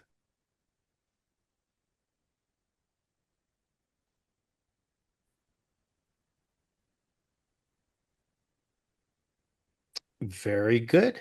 Well then, Ms. Dottie, would you please conduct a roll call vote to approve the resolution authorizing the governing council chair and vice chair to execute the closing certificate of the charter school in connection with EAF ABQ's Series 2026 bonds closing date of April 14th, 2026, and that the governing council accepts the donation in the amount of $1,869,241.51 in cash without restrictions, and of the equipment as described in the April 14th, 2026 donation letter, and directs the money to be distributed to the charter school's account. Yes, sir. Chair Patrick Molina. Aye. Vice Chair Heather Anderson. Aye. Member Bill Brown. Aye. And Dottie McKinney, aye. The resolution so passes. Thank you, Ms. Matthews. Always a pleasure. All right, please let me know if you have any questions about the transaction. And as I said, I'll get you the documents. all of them, which I'm not sure you want all of them, but I suppose the school ought to have them in Yes, your they should. in your covenant Absolutely. going forward. Because the next time we go through can go through refinances in about 7 years. And I'm not sure if any of the board members Or their attorney. or their attorney will be around in 7 years. So we There should you have have all it. that documentation for that board and their counsel. Ms. Matthews was quick to get the or their attorney in there. I just want to note for the record, she was quick to get that. Ms. Matthews, I will say that I have on our in our admin drive, I've been collecting the final documents of all things relevant to this, including loans and payoffs and rent uh, schedules and things like that. The only one that I did not get access to for some reason, it sent me the LOM, but it said that it did not recognize my email when I went to get it. So if you've got a final draft of the LOM, that'd be But just so you know, Jake, what will happen at the tail of this is the bond, I think it's bond counsel. Bond counsel sends out, and she actually did send a preliminary transcript, but there was an email that had a link to a transcript. But that was preliminary. We will get a final transcript, which has every single document in the transaction that's listed, and it will have things like the recorded deed of trust in it. Okay. I do want to mention that I will be back bothering you shortly after Jake and I can take a breather, but it should be very soon that we get both of the lease purchase arrangements up to PED. Okay. Because, and then on top of that, just a reminder, we also then need to reapply to the county assessor for tax exempt status. Right. Because the name of the entity changed. Shouldn't be a problem for that piece. Not so happy about the PED timeline at this point. Okay, I'm done. So, Thank you. Miss Matthews, before you go, just confirmation that I'm waiting for a new set of papers. I don't need to send this resolution or anything yet, or do I send the resolution to you now? I don't need the After- resolution. This is just something you need to keep internally to support the minutes of this meeting and to support when you get asked by the auditor about whether or not it's been accepted by the board. So next steps are I'm waiting to get something more from you to work with the board or whoever. I'm not doing anything else yet. You are not doing any, I don't owe you anything at this moment except for the And I don't owe documents you anything. from the transcript when that ultimately comes, which it can be several weeks before I get the final. Okay, thanks. So, okay. All right, everybody, did you need me any longer, Mr. Molina? I don't believe so. Okie dokie. Thank you so very much. Have a wonderful rest of your evening. I will. Thank you. Good night. Thank you. Good night. 7C is our next agenda item, and it's the school year 2027 calendar that we have to PED by the 27th of this month. Mr. Colander, the floor is yours. Excellent. So I had several documents that I put on there. I'd like to walk through the just a couple of them if that's okay, and I will also craft my share screen capabilities with as everyone else has experienced this evening, remembering how to do all this on Zoom. It's been a while. I think you should be seeing what's called a community input calendar, but let me get it in presentation mode. Is this up to where everyone can see it? Yes. Excellent. So this presentation was shared with, I'll sort of start the process with back on March 27th. The school bargaining team and the union bargaining team met together that Friday and worked for a couple of hours through some iterations of the calendars and walked away with essentially 4 calendars. When I say 4 calendars, that is technically 8 calendars because we have a calendar for the K-5 and a calendar for the mid-high. The chief difference as we look through these, just so people know, is that at a K-5 level, you have a different number of professional development days that count, this sort of dual count as PD time for staff and also as instructional days. So if you've got 160 days of kids in chairs, you can add 5 days at the mid-high level, so 165 with professional development days without kids in chairs, but still count as instructional, and 10 days at the K-5 level. So that is the chief difference between the two of them. That said, the start date for staff has to be the same. The end date for the calendar has to be the same. What fluctuates in between are like, as I mentioned, professional development days between them. What we sent out to all stakeholders. So this particular presentation had 3 iterations, one that was to parents, one that was to sort of the non-bargaining unit staff, and then one that went to the bargaining unit, which are teachers, EAs, and gifted coordinators. All of them contained the exact same information in the same calendars. And so this is what was shared with them so that they could take a look at all the information about it. We had initially started with a survey that essentially said, are you all interested in looking at a 5-day or 4-day? That information was shared and then translated to this presentation. In general, we tried to take information from staff response, teacher response, parent response, and sort of lay it out for what people were seeing. So for instance, in this question about being satisfied with the current 4-day schedule, the only language difference between this particular question and the one that went to others was the difference between like the question of a 4-day week versus the 4-day schedule. But essentially staff response 65.7 said that they were satisfied with the 4-day week, whereas 8.6% said they were not. Teachers, 43.9% said they were satisfied with it, 29.6% said they were not. And parents, 81.1% said they were satisfied, only 8.4% said they were not. And we sort of on the Likert scale, we sort of said anybody who was a 1 or 2 was the dissatisfied range. Anyone that's a 4 or 5 was the satisfied, and then those numbers minus whatever the remainder of the 100% were the 3s, which we sort of took to mean, I could go either way. We sort of took that as the central ground of I could go either way. Similarly, on question 4, compared to additional 5-day week, how is the 4-day schedule in terms of work-life balance? This was not a question, obviously, that we gave to our parents, but staff response on this, 17% said that work-life balance was worse. 51.4% said their work-life balance was actually better. And then teacher response, 26.5% of teachers said it was worse, 48% said it was better. We asked about academic rigor. This was a significant challenge that was presented to our school by the community when we first voted to go to the 4-day week, as they were worried that the rigor would go down. I will say that when it comes to the actual academic scores, as was shared out on our mid-year scores, our students are still beating state and district averages. We are at the testing season now, so we'll sort of know how all this culminates. But perspective for this, 2.9% of staff said that they felt the 4-day schedule was detrimental to students' academic rigor. 37.2 said positive. 60% said neutral, which is probably fair for staff because a lot of these are not in the classroom kind of staff. Teacher response, 24.5% said detrimental.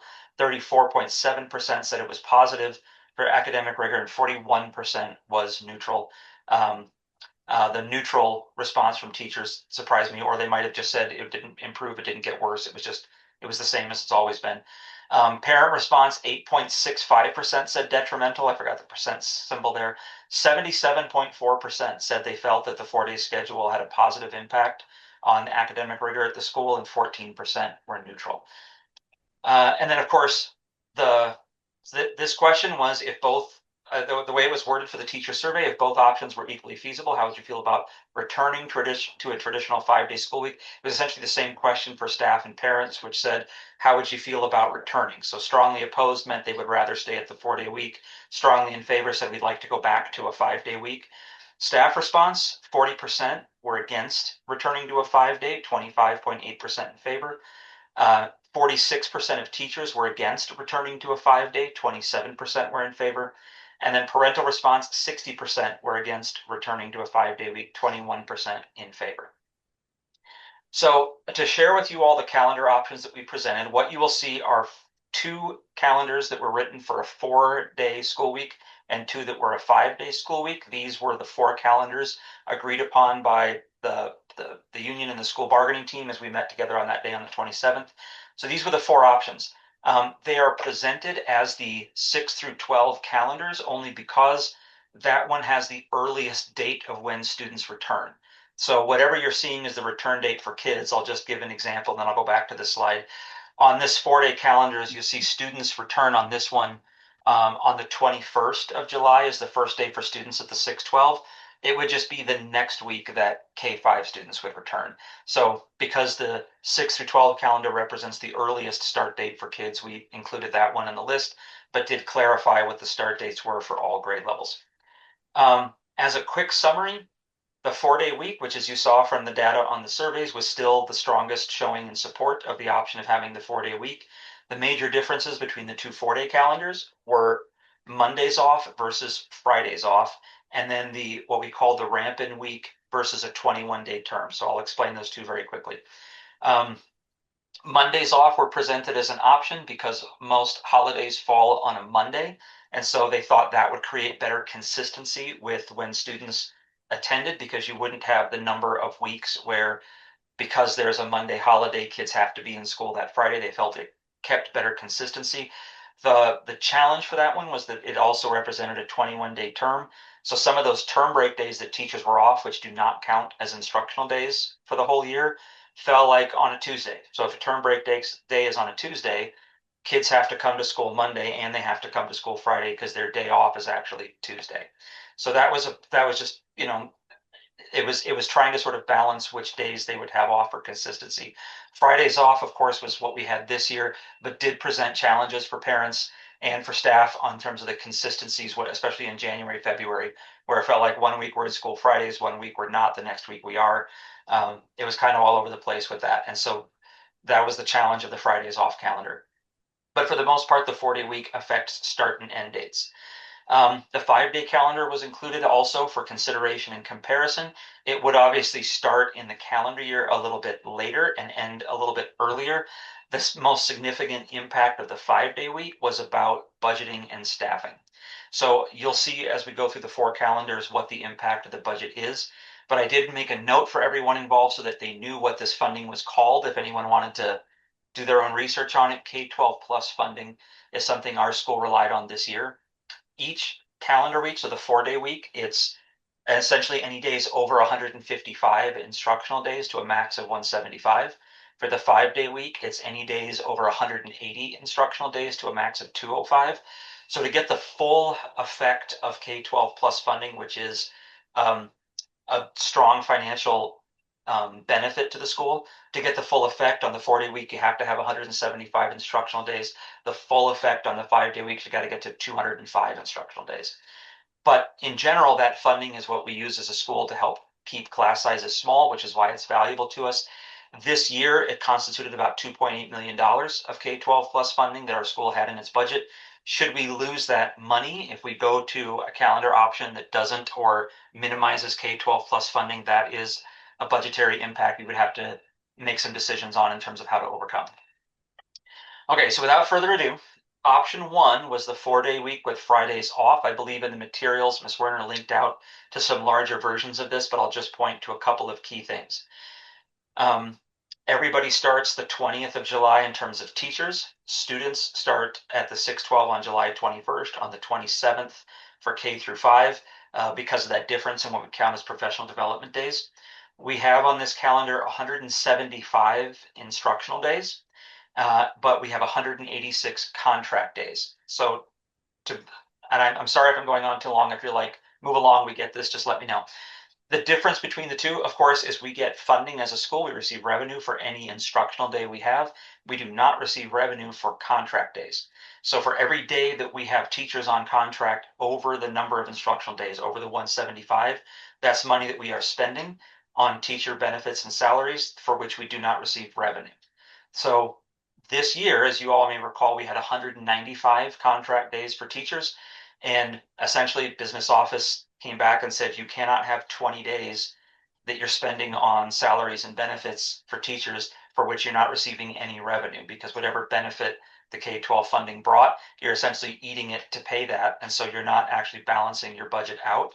You're not benefiting from that money. You're using it straight to having teachers on contracts, and that money is needed for lots of other things besides salaries and benefits. The Fridays off presented what we called a ramp-in instructional week before the beginning of term 1. So that week of the 21st to 24th would look like this week. They're still instructional days. It's just we structure them a bit differently than we do a regular like Monday in school kind of day. This one does maximize K-12 plus funding. The difference that we calculated between all of our SEG this year and SEG that we're projecting for next year. And the difference in the K-12 plus funding would mean that on this calendar, we'd have to have a total projected cut about $171,000.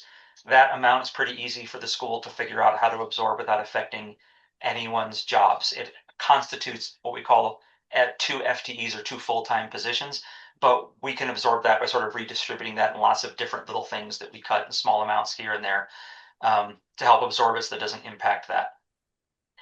This one was a 20 instructional day term like we had this year, but does have that ramp in week and the ramp out week at the end. Option number 2 was the 4-day week with Mondays off. This one just essentially same thing, like the 20th of July is the start date for all staff. 21st is the start date for 6 through 12. In this case, the 28th is the start date for K5 because that Monday, the 27th, they would be off. There are 175 instructional days, just like in the previous one, 186 contract days, just like the previous one. This one supported 21 days per term, but no ramp in week. So all students 6 through 12 just start the 21st and they begin. It has the same effect. It maximizes K-12 plus funding, so a projected cut of about 171,000.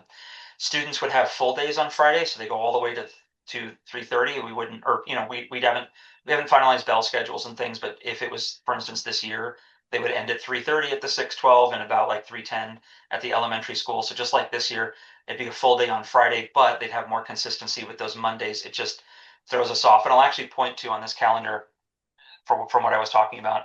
If you look at the February calendar date, the term break falls on Tuesday the 9th.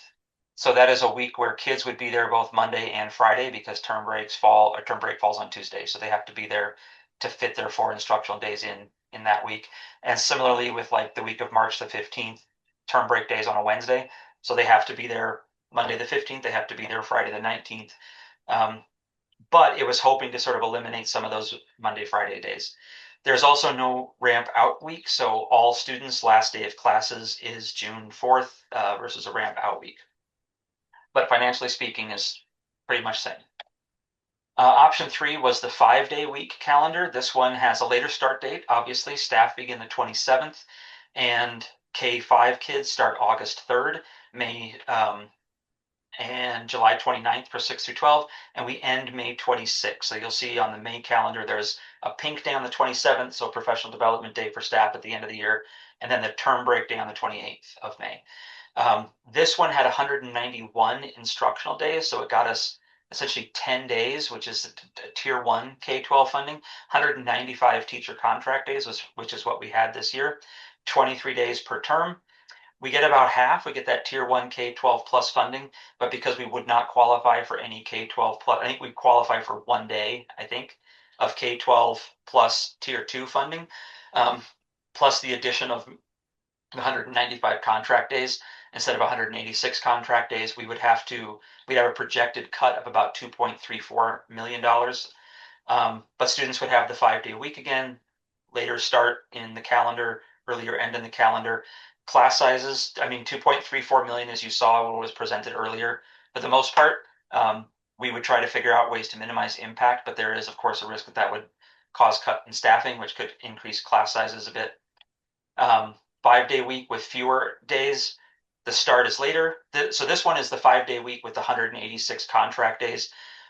It's the shortest calendar we have. All staff are back July 31st. Kids start August 4th at the 6 through 12, August 11th for the K5. We do have just 181 instructional days, so we only have 1 day that counts as a tier 1 K-12 plus funded day. 186 contract days is where we want it to be with it. It is 22 days per term, but because we get such limited K-12 plus funding, it would be a projected budget cut of about 2.98 million. To do this calendar, again, students would have the 5-day week again, so we wouldn't have that childcare issue on Fridays. And it's the latest in terms of start date for this calendar year and end date in the calendar year because we'd end May 21st. But there's no sort of ramp in, ramp out week. It's the same, teachers are in service for 2 days and then kids start 4th of August. So the variables for cuts, as I mentioned, and I'll try to keep this part a little bit shorter because it's a little bit text heavy. Essentially on a 4-day week, we would have to figure out roughly 2 salaries worth of money to cut, but that can be absorbed administratively. We also anticipate some increased revenue for the school by being able to rent out the finished gym, potentially the black box. But it would minimize impact on the budget pretty small so that we could figure out how to do it without affecting staffing. Minimal impact on the end. We have that 1% average pay increase the state has mandated that we need to do. We're actually thinking of a little bit higher, but that part's not been decided yet. This is just rough numbers and things. This is not determined. This is just variables that we could factor into how to resolve that. On the 5-day week, class sizes would have to kind of go up. That's what other districts see typically, is when you have that kind of a reduction in funding, you see an increase in class sizes.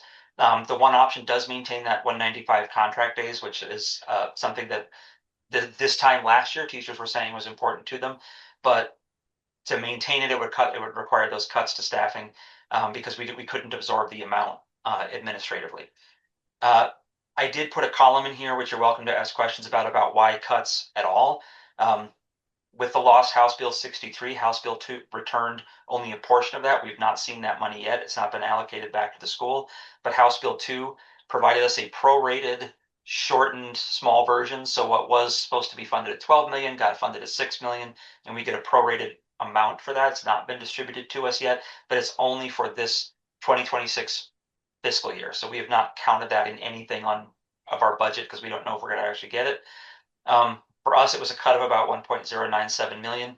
The increase of salaries plus the school increasing to the 80-20 split for insurance plus the 10% increase to premiums, things that Whitney presented earlier. And the PED stated in their spring budget conference that 80-20 split was not adequately funded to cover the total cost, so it's only partially funded. So we've got to absorb the difference of that. The unit value per student did go up, but relatively small. And this year we received 100% of the K-12 plus funding, which we could do next year. Go to the 5-day week, it goes back to, we essentially lose that depending on which of the 5-day calendars we had. So sorry, those last 2 slides were irrelevant. That was just to tell people go take your survey. So I'll pause there to see if there are calendar questions or if you need me to go back to any of the slides for the survey results.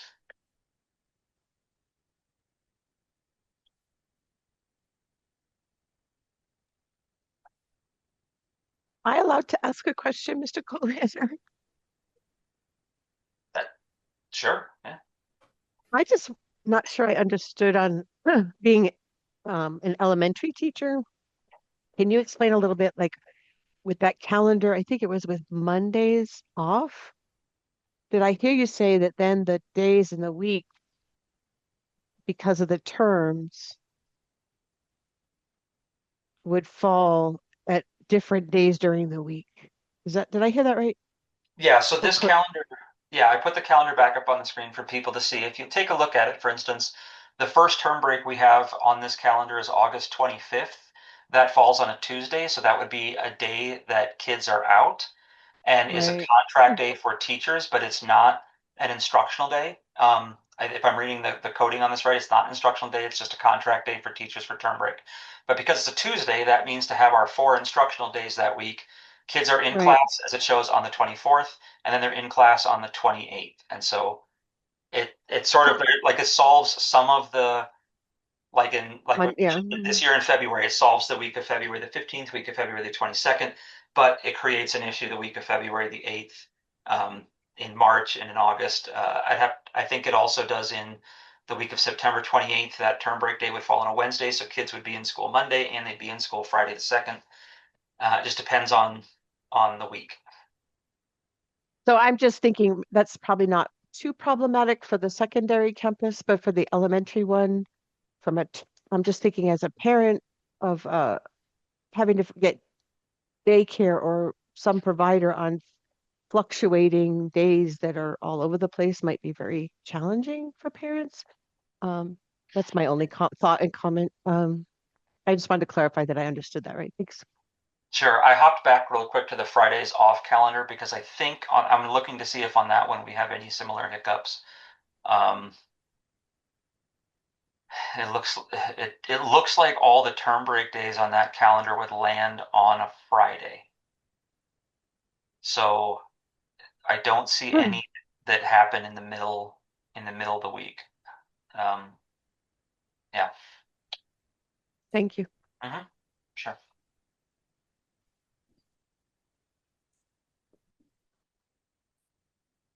Very good. So what is the administration's recommendation to the board? So from what I saw, so primarily the administration looks at this and says our recommendation, and it's like I'll try to let me try to choose my words wisely here. These are the four calendars that the school bargaining team and the union team put together, and so all four of these were sort of recommended for the board to take a look at and to give their feedback on and to consider voting for. I have two primary concerns just as the head administrator of the school. Number one is I want to ensure that our teachers are taken care of. And number two, I want to ensure our families are taken care of. As you guys know, charter schools live and die on enrollment. So if being that the survey results for I think I have a different survey results for this one. Let me get a different thing shared because I think that'll help explain my response real quick. There we go. I will share out the survey results. I'm sorry, I wasn't thinking clearly that I didn't present this to you guys. I look at that and say, across the board, what I see. Let me present this real quick and I'll answer your question, Chair Molina. This was the total 2026-2027 calendar vote. It included, for the role identified at the school, we had a total of 628 responses to the survey about these calendars. As you can see, about 74% of them came from parents, and then we had staff, students, and teachers all weigh in. On our parent and student survey section here, the parent responses show that they are, if I just take the 4s and 5s, the option 1 of the 4-day weeks with Fridays off is by far, landslide winner on this one. Some mixed reviews on the Mondays off. I think parents, what I saw in comments is that parents appreciated that there are offices that are closed Fridays. So this would give them opportunities to make some appointments. But clearly, the ones outnumbered the 5s and 4s significantly. So that was not a preference of theirs. You can see the 5-day week it's a 1 on both options of the 5-day week. There are just not many parents that want the 5-day week back. I would be remiss to go against those wishes only because if we were to take all of these families that responded, if they were to say, well, we're bailing out of your school because of this, we would have an enrollment crisis that we would have to solve. So on the one hand, I want to make sure parents are seen and heard and taken care of because they are our customers. They are the ones that keep our school running. If we don't have kids, we don't have enrollment, we don't have money, we don't have a school. That said, I did want to make sure that we factored in that we had everybody else's response. So of course we want to take care of our teachers, we want to take care of our staff. So we wanted to make sure all of them had a chance to respond. You will see the staff survey was a little bit cooler on the Fridays off. It still leaned in the direction of 3, 4, 5 on the 4-day week with Fridays off. But it also leaned in the direction of Mondays off. So that was kind of a split there. I don't have my math brain on this evening, but if you take 36% and 24%, you've got 60.7% on the 4 or 5 range for Fridays off. And you've got about 56%. So a little bit more in favor of the Fridays off than the Mondays off, but clearly a big showing from staff on those Mondays off. But when you look at the 5-day week, both options were obviously not a preference. And then we have teachers EAs, the teacher EA gifted coordinator surveys. You can see their preference, the 4-day week with Fridays off, leaned in the direction of, 359, almost 60% on the 4s and 5s on that one, but a chunk that said they would prefer not to. We did have a strong showing from the teachers on the Mondays off calendar for that. So I think sorry, I'm gonna lean on my people here who are math folks. 34.8 and 24.2 is 59%. Is that right, Mr. Chair Molina? You're my math guru. I'm looking at you. Correct. Bill, you guys, Yes. you're math dudes. 59% who said 4 or 5 on the Mondays off. It's certainly a large in favor of, Fridays off. It's largely in favor of the Mondays off from teachers, EAs, and staff. That's a bigger voting block that wanted Mondays off. But just between the two, it seems like the 5-day week nobody wants. Like that's not a preference of any group that was surveyed. So I think the 2 5-day calendars are off limits. Teachers look like they showed a preference for Mondays off. staff and parents showed a preference for Fridays off. I mean, that said, when I looked at, I'm sorry, I'm scrolling around too fast. That said, when I looked at the Fridays off here, there is still a large percentage of, like 50% of the people who took it said we're fine with Fridays off. That's the same total number of responses as the one who says we kind of prefer Mondays off. So even if Mondays off was not the option, you still got the majority of your teachers that say we would like to have that rather than a 5-day week.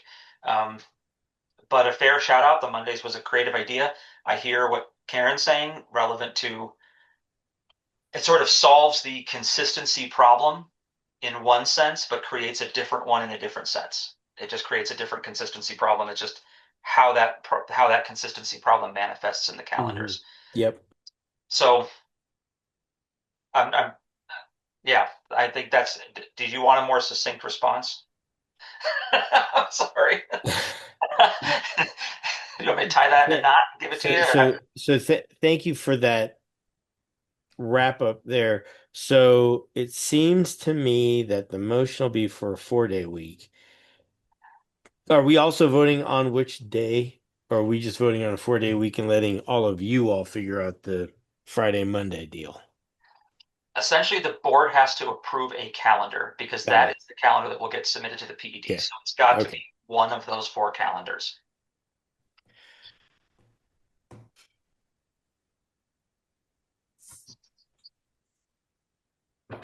And it seems like the Fridays were a little bit more popular than the Mondays overall.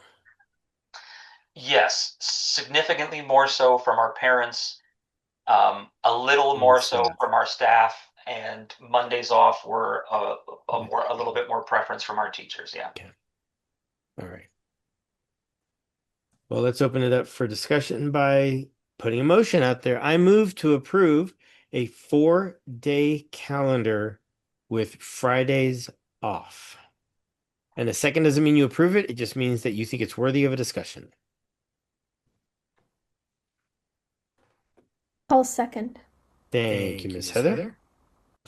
So now we can pop it open, wide open for a discussion, everybody. The data was really, really interesting when I got to study it earlier today. I just wanted to make sure I had it all straight because there's a few permutations here that sometimes get a little cross-threaded. In my humble opinion, the customer has a very loud voice. They're not the only voice at the party, but they do have a very loud voice. And it sounds like our parent community likes the Fridays off, even though there are some weeks where the Fridays are on because of the Monday um, impact, right?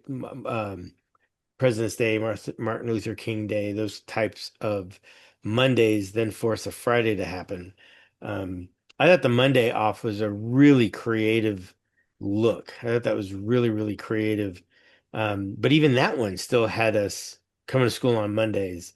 So not as many, but it still had, there's no perfect solution here. But it looked to me like the 4-day week is very popular. We have a neighbor up the street who's not Heather, who has a couple of kids at Explore Academy, and both kids, I got to chat with them the other day. They stopped and visited, and they love the Fridays off. They love it, love it, love it. The dad loved it, the kids loved it, everybody in that car loved it. So that was really interesting. Um, so right now the motion is for Friday, but we can certainly talk ourselves into another piece. And the hard part about this, in my humble opinion, is that we're not going to make everybody happy, but it sounds like we'll end up making more happy than disappointed overall. There is no perfect solution here.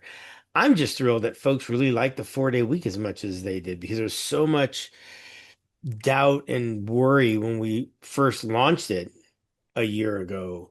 And it looks like 4 days really popular. So that was really cool and neat for us to have tried and that the community resonates with that. So those are my thoughts. It's wide open.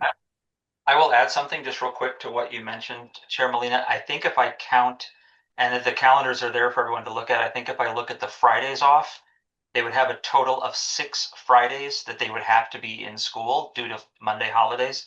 If you look at the Mondays off calendar, they also have 6 Mondays that they have to be in school because of term break falls or vote and voting day, Tuesday voting day. So I think It literally is 6 of one, half a dozen of the It other. is. It is. I thought I That's the counted literal four, but version of that statement. yeah, I thought I counted four on the Mondays, but I must have missed two, which is fine.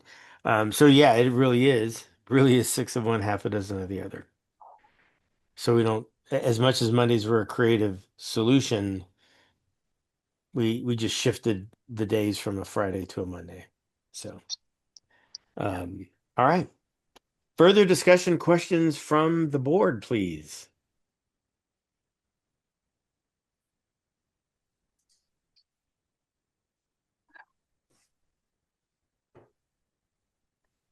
No? Well, the motion is to approve a 4-day calendar with the Fridays off. Miss Dottie, would you please conduct a roll call vote to approve a 4-day calendar highlighting Fridays off? Yes, sir. Chair Patrick Molina. Aye. Vice Chair Heather Anderson. Aye. Member Bill Brown. Aye. And Dottie McKinney, aye.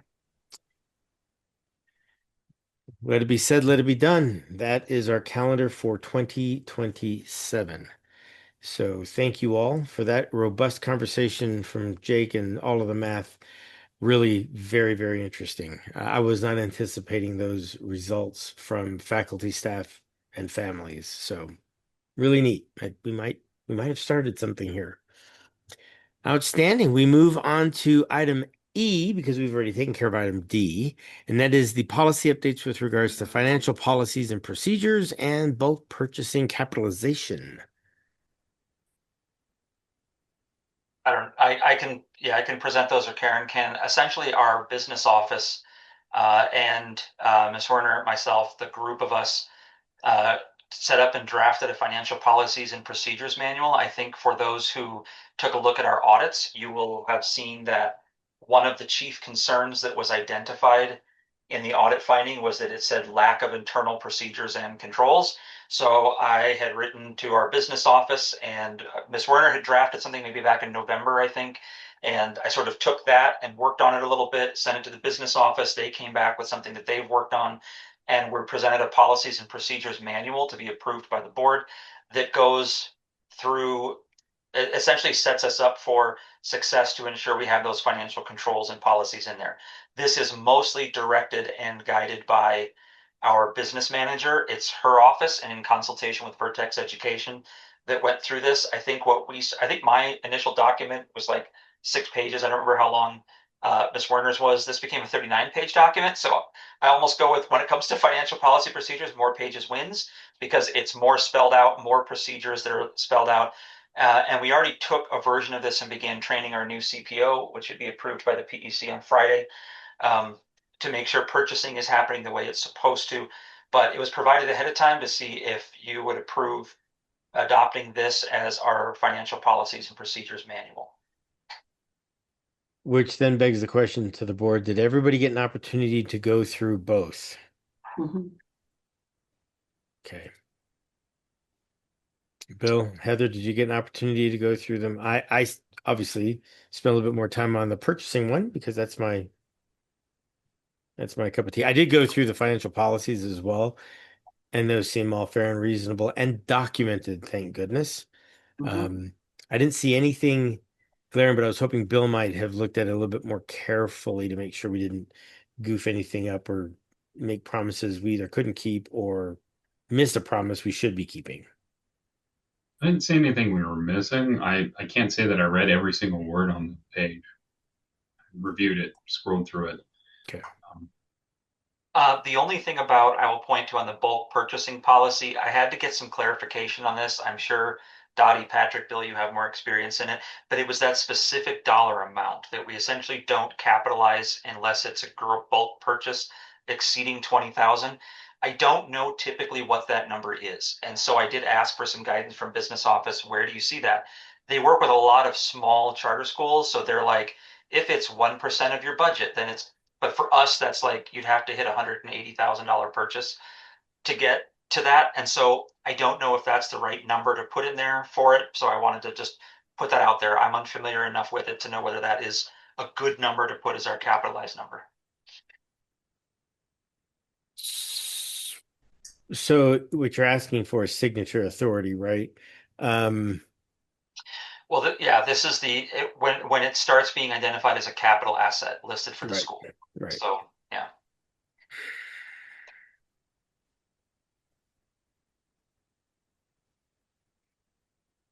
20 or 25 seems to be the right number. Well, $20,000 is in alignment with the procurement code for small purchases. At anything exceeding $20,000, up to $60,000 requires, three written quotes, etc. So I think that is very reasonable. I thought we needed 3 quotes for anything above six. No, it has to go out to bid at above Above 60. 60, Right, it right. goes out So we to need bid. three quotes, right? 3 quotes for the 40,000. Then anything above that requires um, a request for quote Right. or request for proposal. Right, correct, correct. And Thank so you. there are small school districts, for instance, Moriarty Schools, Edgewood, their small purchases threshold can be less than the procurement code. For instance, anything over $5,000 would require three written quotes, but it's very cumbersome for the staff. They spend more time trying to get three quotes and it takes away from doing the normal work. So Correct. I think Yep. following the guidelines in the code for small purchases is practical. Yeah, I would agree. I would agree wholeheartedly. 20,000 makes a ton of sense. Well, and it could even be 60,000. I mean, It could, yeah, it could. yes, It could. it gives the staff that leverage to move within those thresholds. And then, over 60,000, they would be issuing a formal solicitation. Right. So, All right. Well, I agree with Dottie. I think 20 is fair and reasonable. Um, yeah, and it fits the procurement code. So those are my thoughts.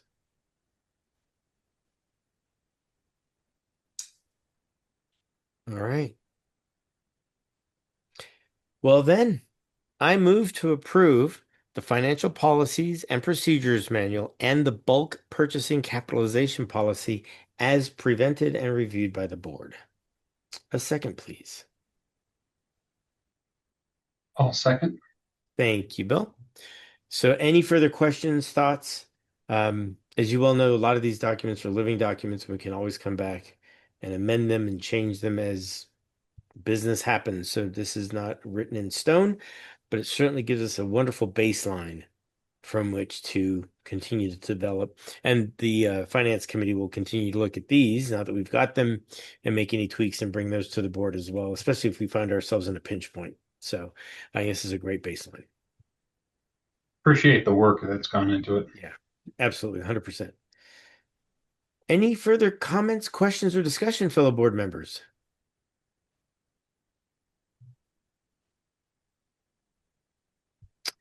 Well then, Miss Dottie, would you please conduct a roll call vote to approve the financial policies and procedures manual and the bulk purchasing capitalization policy as presented to the board? yes, sir. Chair Patrick Molina. Aye. Vice Chair Heather Epps. Aye. Member Bill Brown. Aye. And Dottie McKinney, aye. All right, approved. Woo, feels good. Thank you all. We move into our board committee reports. If any, do we have any reports out from the audit committee? I don't think so because I'm on it. And I think we are up to and touching on the audit committee. The finance committee, Mr. Brown as the chair. Any updates that we haven't already covered? No, I believe we covered everything from our finance committee meeting. I concur. And our facilities committee, any updates? No, sir, not at this time. I believe the budget, whatever occurs when we see how the budget is broken down, if what kinds of things are allocated.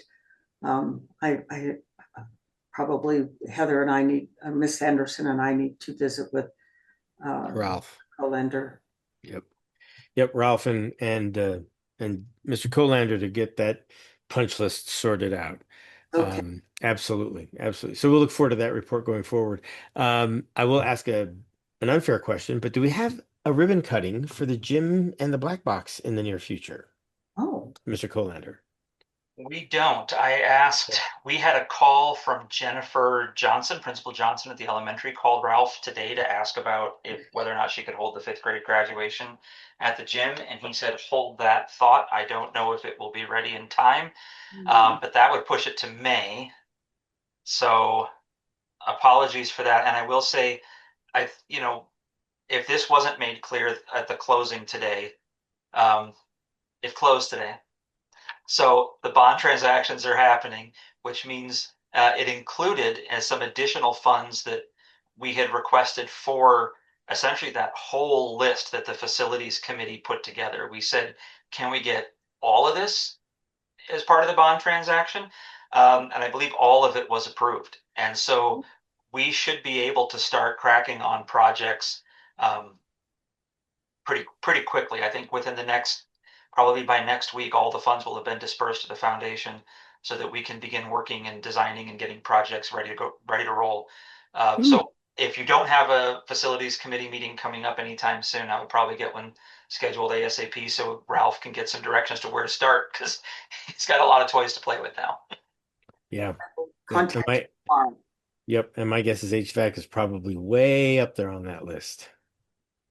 Yep. Especially if we can strike now and not wait any longer, because I don't think prices are going down on any of that stuff. So we should probably jump on that pretty quick. Excellent. Well, we'll look forward to that report maybe in the next month or so. Mr. Colander, we are finally at item number 8, which is your school leader report. The floor is yours, sir. Thank you. I took a quick minute. I do want to correct this. It doesn't change anything because you've already voted, but I did want to make a public correction to my count. The 4-day calendar with Mondays off was 6 Mondays, but the 4-day calendar with Fridays off was 7 Fridays. I had missed a Friday in February. So, Easy to do. but still pretty on par. But I Yeah. did want to say I went back real quick while you guys were discussing and counted real fast and wrote dates down and said there is one more, but still pretty much the same. Yeah, So Explore Horizons, this has become, so this little project of Explore Horizons was brought to the school really as a chance to, honor some kids who are doing some cool things outside of the classroom and say, one thing that we want kids to be able to do is experience the world around them and bring those experiences into the school and be able to have, even earning credits, high school credits on our credit analysis for those things. And so we started this program, but this has become over the last 6 months a hallmark of things that we are doing because schools are. It was actually part of the presentation we gave down in Florida to the investor team for the deal preview that we did with H.J. Sims for the bonds, is about this Horizons program as a new way of thinking about how kids can capitalize on those opportunities outside of class.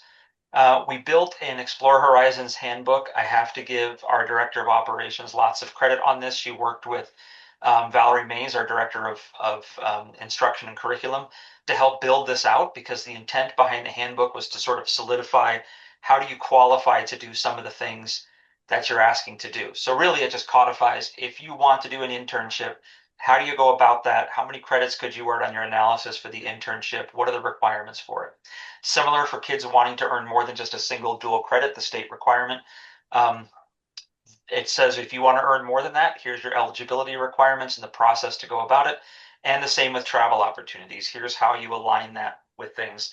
The key for me to the Explore Horizons project, if this is not like a default for a kid who doesn't know what to add to their schedule. This is something kids have to go after. They have to request it. It has to be tied to a travel opportunity, an internship, or a dual credit class. And so it was really good for us to be able to have a handbook in place because it's hard to debate the finer details of a policy if you don't have one written. It included how we give major chords to kids as a result of this, as well as a major chord credit request form and tracking process. So all in all, we felt that this handbook was a good next step for this component of our school. And I'm so excited. We have kids doing, I mean, you saw the kids that were presenting this evening. We have amazing kids at Explore Academy. We want them to try to find things out of the norm to go pursue, and we want to honor and recognize that. And so these are the three things in Horizons now, because those were the three things that seemed to have a need that was pressing. What this turns into, the umbrella of Explore Horizons, I always felt, that's the word Horizons on it, I always felt this could expand further than that. We just don't know to what yet. We just have this sort of umbrella term, because I'm sure down the road we're going to have one of these super bright teenagers or elementary school kids one of these days are going to say, I have an idea, I would like to do this. Is what can I do to get some support from the school? And we can then say, well, this is the umbrella term for when we look at those processes. So um, there's sort of a dashboard that we use for tracking students and what they're doing. As it mentioned, is not accessible, but I thought that was just a great addition and wanted to share that with the board. If you have not been on the school's Facebook page lately, I would hop on Take a Gander if you're a Facebook user, because it has there's been some great work done on this by, and I'm going to share screens real quick.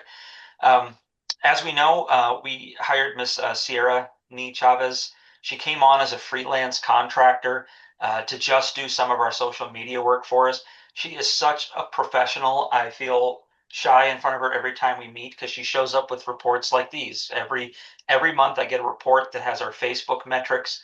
It has how many hits we've got. It has most popular posts. The one that we had for the month of March was the post for this young man. I don't know if Ms. Hughes is still in the audience, but for this young man is Ms. Hughes' son, who was given the Pay It Forward award. That one had a lot of hits on that particular one. 2.3 thousand views as of the time she did a capture of this. She tracks our Instagram metrics.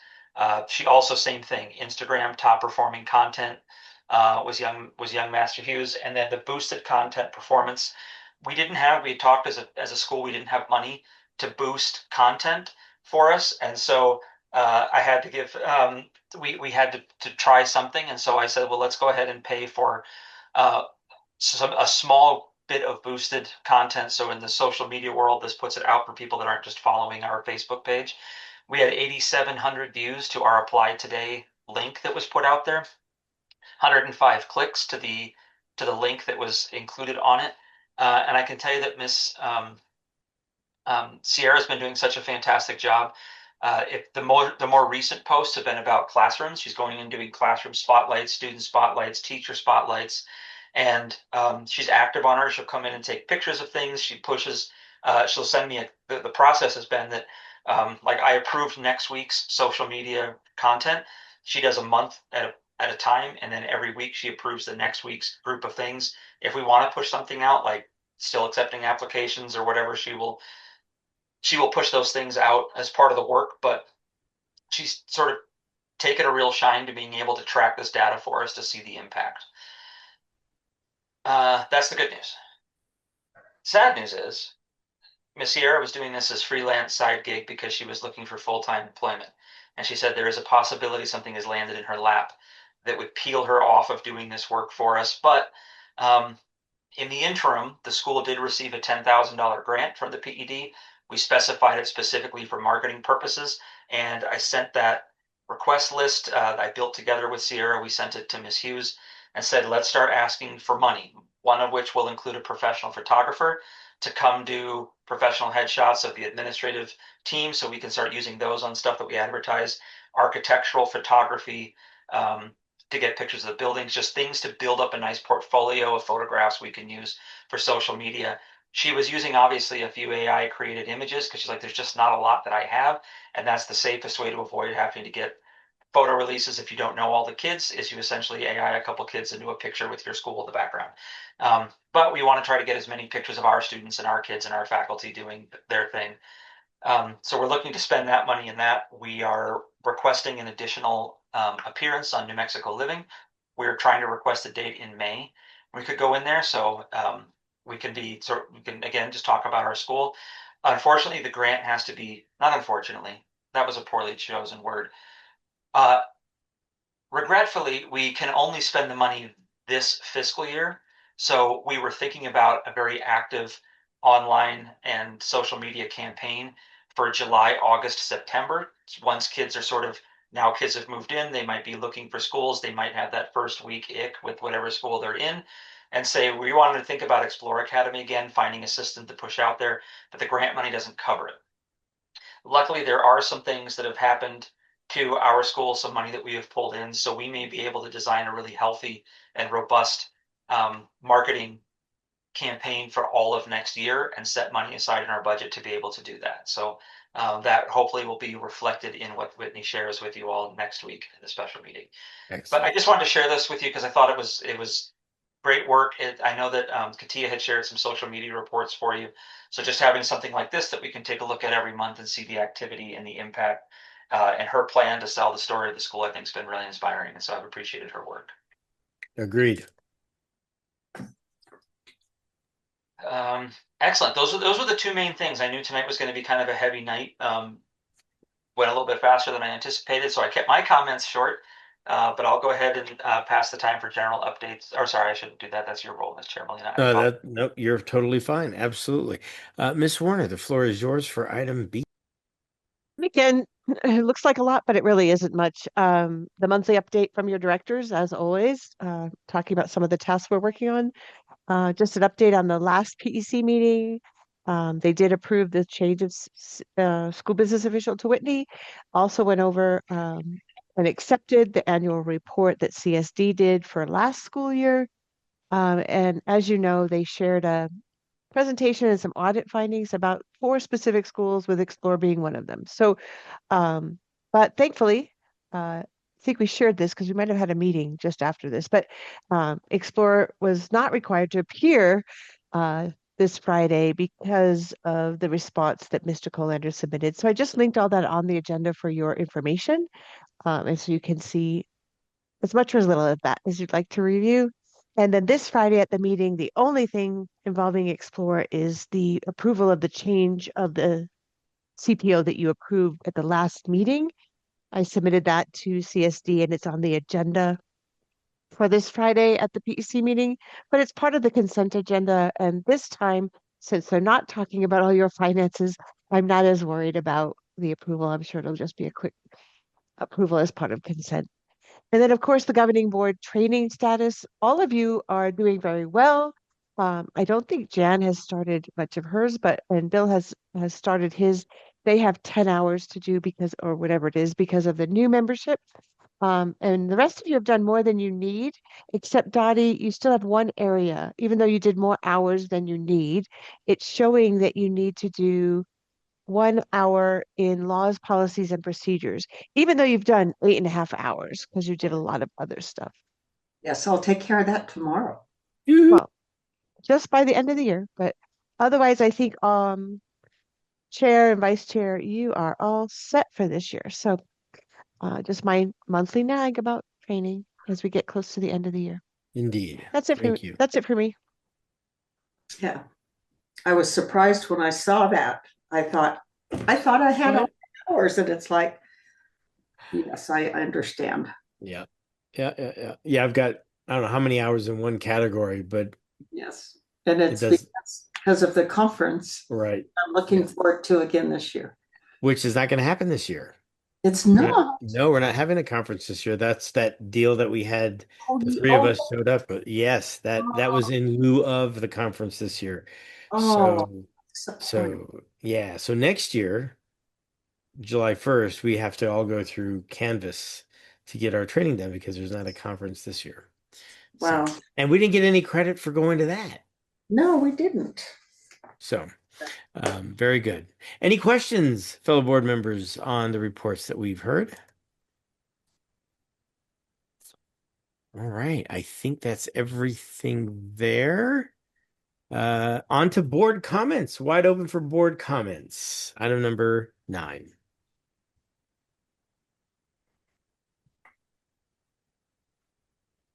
As always, I have one, and I'm so glad we got a learning celebration today. That was fantastic. That's my comment. Such talented students. Oh my gosh. Just amazing. They're Yeah. so talented, and Yeah. You should watch the little 8-minute movie. It's really it's rather remarkable actually that it was all done on phones and it's pretty cool. So give it a look. The props are hilarious. The props are probably some of my favorite, especially the weightlifting props. But I don't want to spoiler alert. All right, item number 10, public comment regarding any item not on the agenda. For anybody who wishes to participate, you get 3 minutes. With the board, if you would like to participate, please raise your hand and we will promote you to the panel.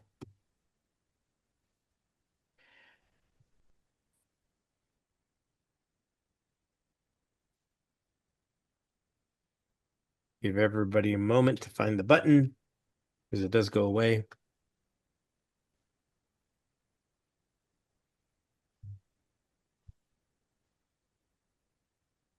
Seeing no hands in the attendees, we will close our public comment section, and I'm happy to adjourn this meeting at 8:06. Our next regular meeting is May 12th, but we do have a special meeting coming up to look at the budget so that we can submit it to the state on time on the 22nd of April.